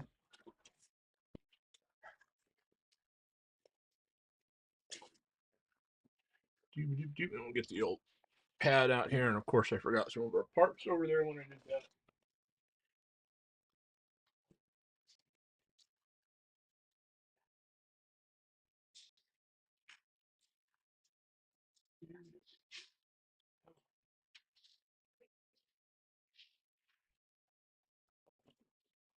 All right. So it'll probably help if we actually have the parts to put it back together with. Okay. So get in here, get our blade ready, get our pivot alignment tool ready here, and get some of our screw doodles out here. So which one we got? Which one? There we go. So this has not been Loctited down, guys, and this is one of the reasons why. Let's try to get this up in here a little bit better for you. Okay. And see if we can't come down on that just a tad more. There we go. Make it a little easier for you guys to see there. Alrighty, so I am going to, because I'm not going to take it back apart. I'm just going to loosen some of this stuff up, and I got those tightened down plenty tight, even without the Loctite. So I'm just going to loosen these just a little bit. All I'm trying to do is I just want to create just a little bit of play so that the end of these scales opens up for us. I just find it helps it without totally losing the alignment on your knife. A couple of things help. A business card is always nice to have around just in case. I think I might be able to provide one of those. Look at that. I got one right there. Oregon Truck and Auto Authority card.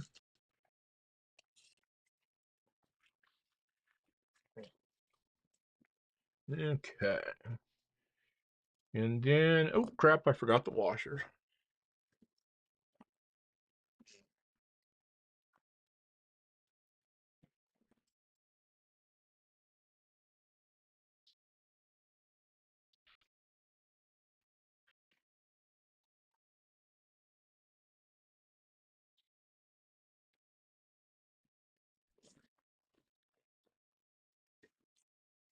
Ruh-roh.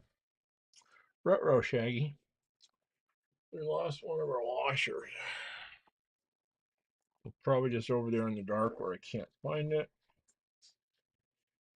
But I have this other one over here. You can rob it out of here super quick instead of having to screw around and look at that other one right now.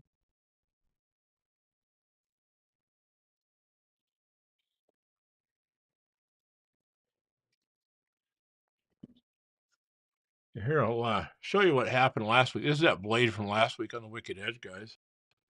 And on both sides, even though I had it taped, it just jacked up the coating on there. And I cleaned and polished and whatnot, and just didn't want to come out. So this is going to go in a bug out that I'm working on for myself. It's going to be more of a worker daily carry bug out.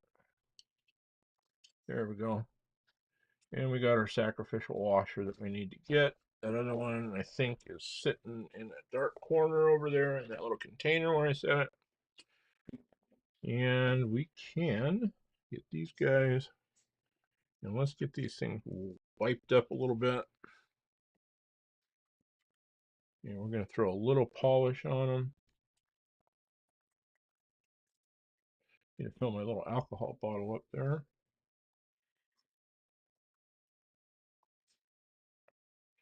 Okay, and I'm just trying to get any of that grease and oil. This is probably blue lube at this point, coming out of the Benchman. Get it out of there. And let's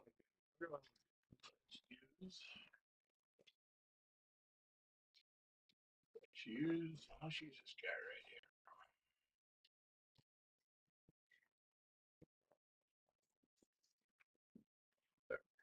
And guys, if you're going to polish your washers up, you don't need anything special. Even just our little strop that we used that comes with that will work.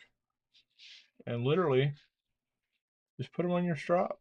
And just strop them out a little bit.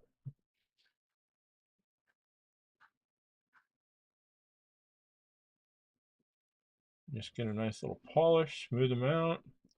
If you get any real sharp edges or burrs on them, guys, you can always put them on one of your stones. 800,000 grit are nice to knock that kind of stuff down off.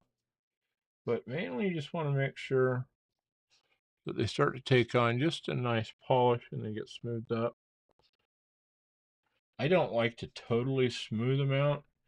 It's kind of like a cylinder bore where you want a little bit of cross hatching, in my opinion. You want a little scratching in those guys. Yes, you want them to run smooth, but you want some of those marks. That's kind of what holds your lube or your grease, whatever you're going to use on it. We are going to use Slick 'em All on this, so in that case, it's going to be a grease. And just get them nice and smooth.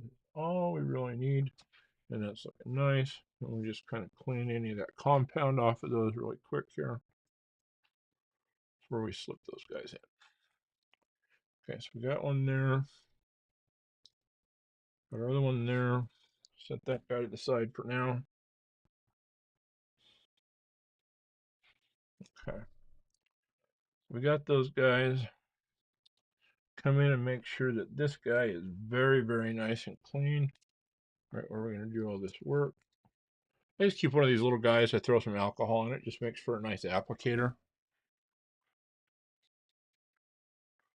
Yeah. 100% their knife nut.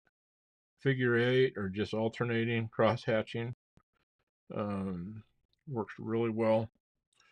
Feel this too, guys. Sometimes you'll get an edge kind of coming off where they've punched that. And you can actually, this one actually does have a little bit of one. I'm going to actually grab.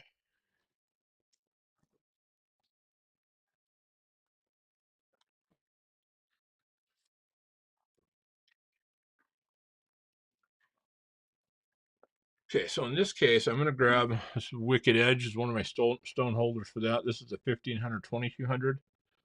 And then you got to be careful. Make sure when you hold on to that, remember we just put a nice sharp edge on there. But you can actually come in, you can hold that thing and make sure you stay away from where your coating is. But you can actually kind of flatten that out just a little bit. And all I'm trying to do is just take that little burr off of where they punched that pivot through there. And you can see just that little bit. Did a nice job of taking that off. And just keep it flat. You do not want to round this out. Just keep it flat. Like so. Very nice. And then we can refine this on the 2200 just a little bit. And here again, we're talking about, some directional scratches are not a bad thing because it's going to hold that lube.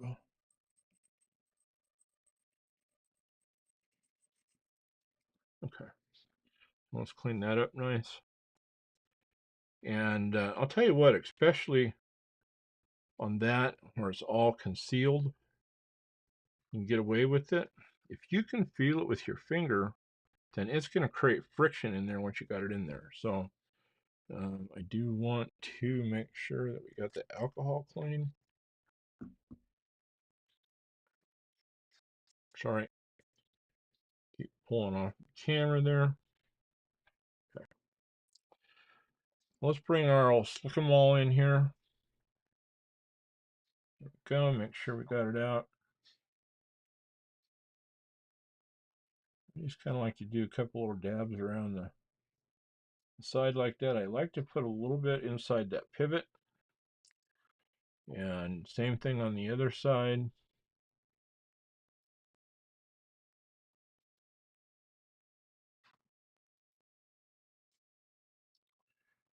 And then I like to always put a little bit top and bottom here. And then let's get our washers. Whoops, without dropping them. And drop them on the blade, not on the mat.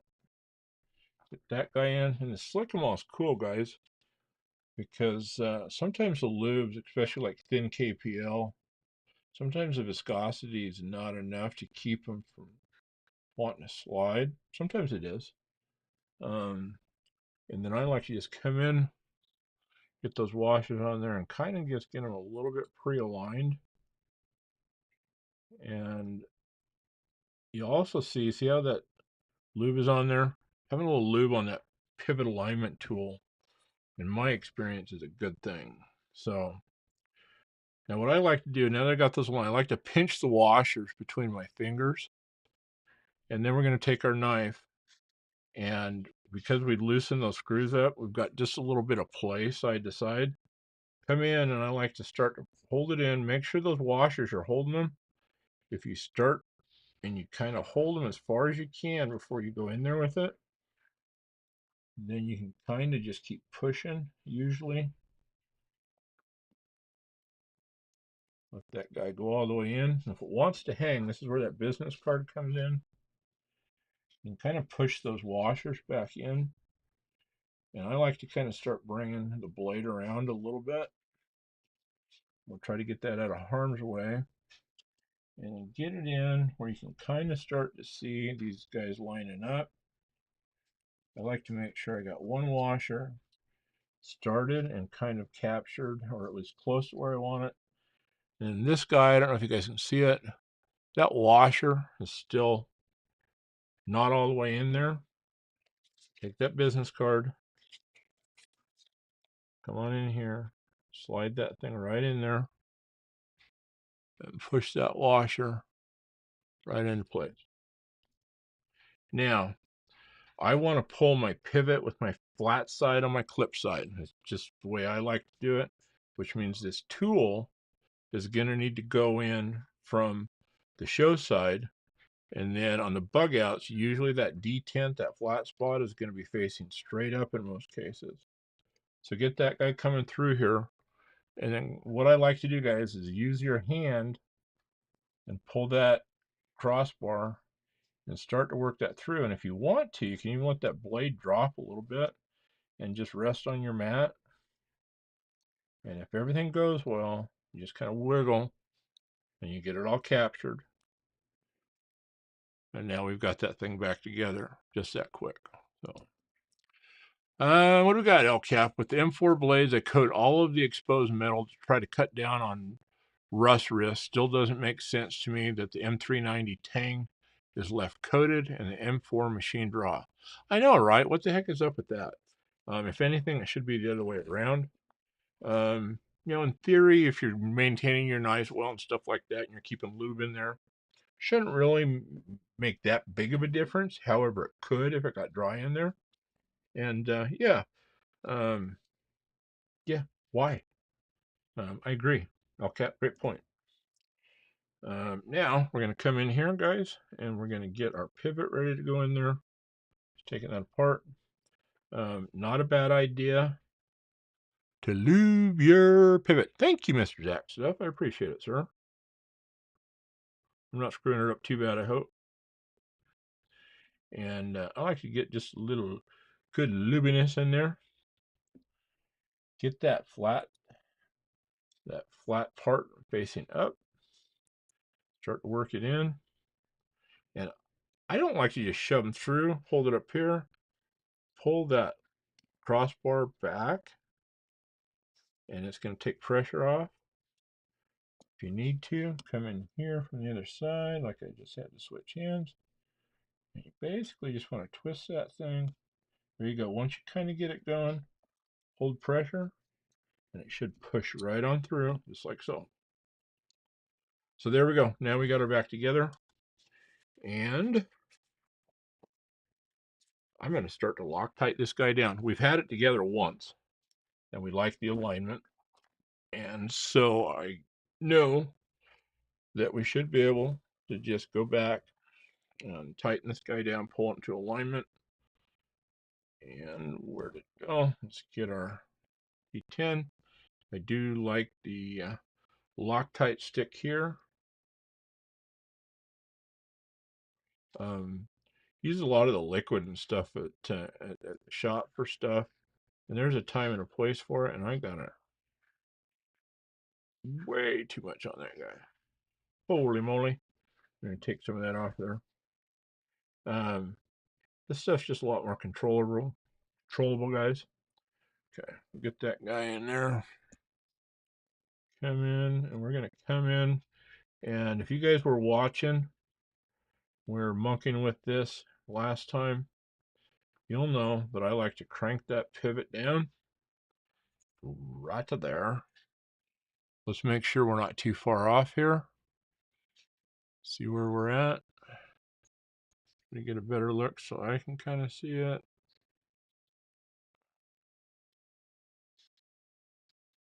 Still looking pretty good. Okay. So we've got our pivot cranked down. And then I'm going to start kind of quickly pulling a couple of these. There is one on here I'm not going to pull. That's the one that's stuck where I had that hang up in that scale. Oh, that was the other scale. Sorry, wrong knife. Let's get a little Loctite on there, and we're just going to lock this guy down. Okay.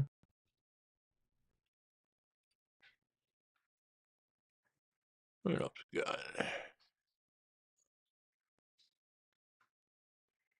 Very cool. That's that OCD one that you're talking about, Zach. So, and I need to get one of those. I also want to try one of those Flightanium ones.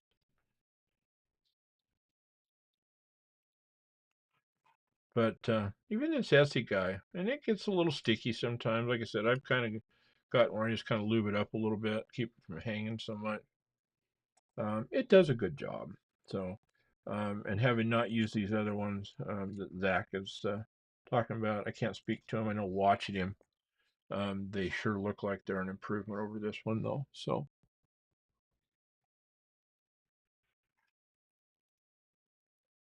oh, very cool. Right on. Old Dad's in the shop working this week. Right on.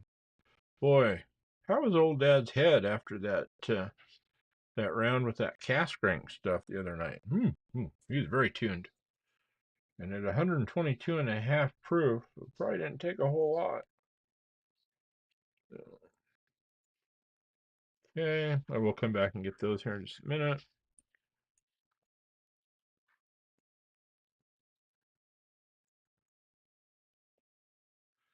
Come on now, cooperate. You know you wanna.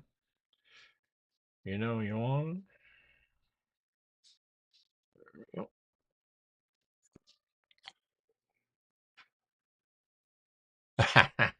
With these little screws, it should. There, Delaney, you're 100% right, my man. So I've had to push the old crank button a couple of times to get a little bit more coming up, but There's probably quite a few cranks left in that guy. That thing's been around for probably 4 or 5 years now. So ever since I stumbled across a little Nick Shabazz, he was the first guy that started to encourage me to take perfectly good knives apart. And not too long after I found me some old Nick Shabazz, I started to hear about this thing called a bug out. The whole knife community was going crazy about, and one thing led to another, and ran across this character called Zach Stuff, and he was talking about bug outs. And one of the first videos of his I ever saw, he started tearing one apart and working on. I don't remember exactly which one, but I know I mentioned it before. I love to take stuff apart, put it back together, customize stuff. So, been that way ever since I was a little kid. So, that was kind of where that all started. Those two gentlemen are chiefly responsible for me wanting to monkey with knives like this. So, and I have to thank them both very much because I enjoy the heck out of doing this. So, kind of therapy of sorts. Kind of like sharpening is. Kind of fun to sit down and got the time and go through your knives, sharpen them up, clean them up, keep them looking right and tight. Uh,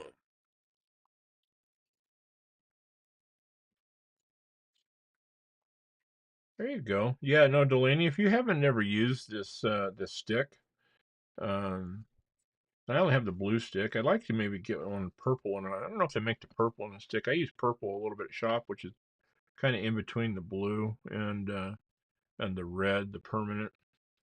And there's a few times I have some purple around, but it really is nice when you're dealing with these little screws, and especially when you're dealing with scales and stuff where you don't want to stain and spill and have to clean them up. Okay, so we've got all those guys, and then I'm going to kind of lock these down from side to side, like we talked about the other day. And this is just kind of my torque sequence I like to go through. I just think it kind of keeps everything pulled into alignment from front to back. And get them locked down. Boy, that geared backspacer on there is just sharp. You guys did a good job picking out the colors and stuff on this. Okay, now let's get these guys out and we'll get a little Loctite. Last thing we want to do is be losing that beautiful, beautiful winch clip.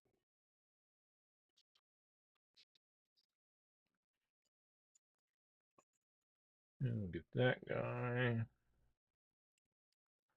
right in there. And let's get our last one right there. How are we doing? Right on about 2 hours, guys. So we'll get this finished up and kind of wrap this thing up in the next few minutes here. Once you guys get on with your evening, go hit the sack, whatever you're going to do. And kind of move on with our evenings. I'm going to try to work on getting a video put together for you the next day or two here. Say I got behind last night. We lost our power all the way from a little bit after 6 last night until somewhere between 3 and 4 o'clock this morning. And so plans I had for my quiet Monday night to come home and edit that video from this weekend and work on another one just didn't happen. So, but having a blast here, hanging out with you guys, chatting again tonight. Gonna be back on Thursday night for the regular Thursday night live stream, and sure hope to see you guys there. Get in here. We'll get our thumb stud put in this guy. And we'll get this guy in here. And what do we want to do? Go this way. But yeah, go with our normal Thursday night live stream, 8 o'clock Pacific Standard Time. This Thursday we'll be back. Talking about earlier, make sure you check out knifetubeschedule.com for your upcoming content, live streams and such. Well, Scott My Knife Journey over there on Instagram does a great job putting that together. That is knifetubeschedule.com.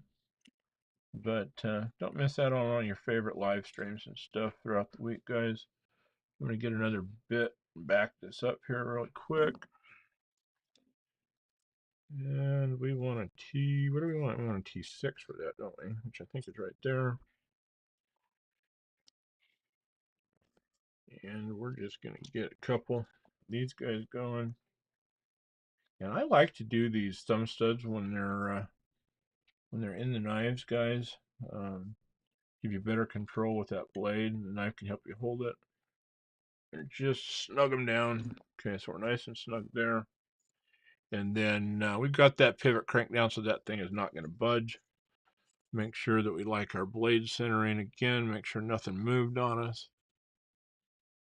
I'm holding it where I can use the light really quick, guys. And then that's where we've got, look at that. Just nice and centered. And I'm just telling you that torquing sequence, since I kind of stumbled upon it, where I kind of tighten it that way, I rarely have to tweak them too much. So back that pivot out just a little bit. There's a touch of play there. But look at that, it needs to tighten down just a fraction. And if anything, guys, I like to take it where there's no wiggle and maybe just a little bit too tight. Lock it down and just let it set for about 24 hours. Okay, probably just a little tight there. No play. Got a good flip out, not quite drop shutty. And believe it or not, that's about where I like it for now. Check that one more time. And I think we're going to call that a finished knife, people. I will check the pivot again tomorrow, but I'm going to sit this down and just not monkey with it. You guys did a great job. I love the scales you picked. I love the hardware choice. Adrenaline, XXX Adrenaline, XXX Adrian out of Australia. That hardware is phenomenal. These full sets that he does are just amazing, especially when you want to get the pivot and the crossbar lock, the matching thumb stud. And I'll tell you what, look how well that matches up. I mean, coming from two different countries, two different manufacturers, that hardware from Adrian, and then that Lynch Northwest pocket clip, they just work really well together. It's like we do need to clean up our blade just a bit here. And not surprising with the old bear paws, getting all this crap on them. And let's give her a good little alcohol wipe there. But that, I think, folks, is what we're going to call our 500 subscriber giveaway bug out. So we're going to call it complete. We're going to button this up in a few and go find that other washer that's lost in that container over there once I turn some more lights back on. But we just set that there, guys. Now we just got one thing to do. Now we just got to get the rest of those subscribers so we can give this thing away. Who knows? Hopefully one of you guys that's in here every week ends up with this guy. That would be the dream. And let me hop up here, kind of get off of there for now, and come chat with you for just a few. But yeah, let me run back to the chat here. How did our poll end up? Let's go ahead and end the poll. See what we ended up with here. Come on now. Just do it. You know you wanna. Where did it go? There we go. Here's your preferred edge angle for the razors in your pocket. We had 51% said 17 degrees per side, 28% said 20 degrees per side, 16% said 15 degrees per side, and only 4% of us were crazy enough to say 10 degrees per side. Lay that biatch down. Right on. Appreciate you guys participating in that. Let's see. Where do we get here? Todd, what are you asking? What grit are you working on at Pocket Razors or anyone in the chat? What grit am I working on? There you go, Mark. Yeah. Well, Todd, I went through a variety of grits. I started at 220, took it all the way out to 800, and then I'm not sure what the grit progression that they call their ceramic is. went through the ceramic, and then stropped it out with a leather strop. Guys, I did tell you that I'll hand strop this, and I will. I'm basically going to take the big bench strop at this point, and then we are just going to come in here, and we are just going to carefully come in, and we are just going to kind of finish that guy off. And let me throw it back on the table. There we go. And we're just going to finish this guy off. And these are super light passes at this point, guys. This knife is literally floating. You can feel when it's riding that bevel. If it feels draggy, you're not right. And you literally want to feel that thing just glide. And right now, this is 6 micron gunny juice that is loaded up on this particular leather strop.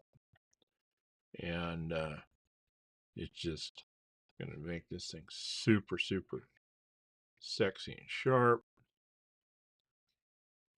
Yeah, that little tip had that little low spot out in there. Most of it came out, looks pretty good.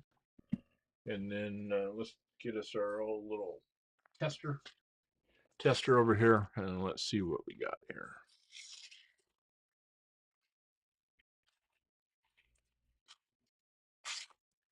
It's a clean shot here. Looks like we might need a little bit more. Looks like we maybe have a little bit of a hang in there. So I'll work through that. And either that or I got a bad spot in the paper. It does feel like there is a little bit of a hanger burr back in there, so we'll drop that out a little bit more and figure out why that thing is catching. But we'll get her dialed in. Overall, we have a very slicey edge. Probably just need to finish taking a little bit of that burr off in that one spot. But there that is, guys. So, alrighty. Come back in our chat here. Alrighty, Mr. Zach Stuff was slamming links right and left. I love it. Thank you very much. El Cap, thank you for throwing up the knife tube schedule stuff up in there. So appreciate that. Looks like Zach, you got her up there too. That's awesome. And what do we got? What do we got? Delaney, you getting out of here? You have a good night, Delaney. Thank you for being here this evening, sir. It's getting a little bit late. Your neck of the woods. Do do do do do. Oh, J Dub. Yeah, right. No cheating, dude. But cream always rises to the top. Just have positive thoughts, dude. So, but thank you. Yeah, I think that the color combinations you guys ultimately picked throughout our voting on there has been awesome. Boom, boom, boom, boom. And then KK said he needs to drop down to the coarsest stone to set the bevels right and progress. We'll end up just wearing out the stone he's currently using. Are you talking to me or are you talking about something else? I need to go back and probably read through that. But yeah, guys, we blasted past here, past 2 hours. I was hoping to keep it 2 hours, a little bit less. So we got a little bit long-winded, but had a great time hanging out with you guys. Once again, I'll see you guys on Thursday night, 8 o'clock. Make sure you get over and check out Rolls tomorrow. Always be looking for Knives Fast. He's live, 15 or 20 times a day. But check that out. And till next time, everybody, remember what Brother Zach likes to say. Hashtag DSKFS. It is the way. So live it, breathe it, do something kind for someone. And until next time, I'm going to get out of here, everybody. We're going to give you the old peace out. Have a great rest of your Tuesday and a fantastic Wednesday. Take care, everybody.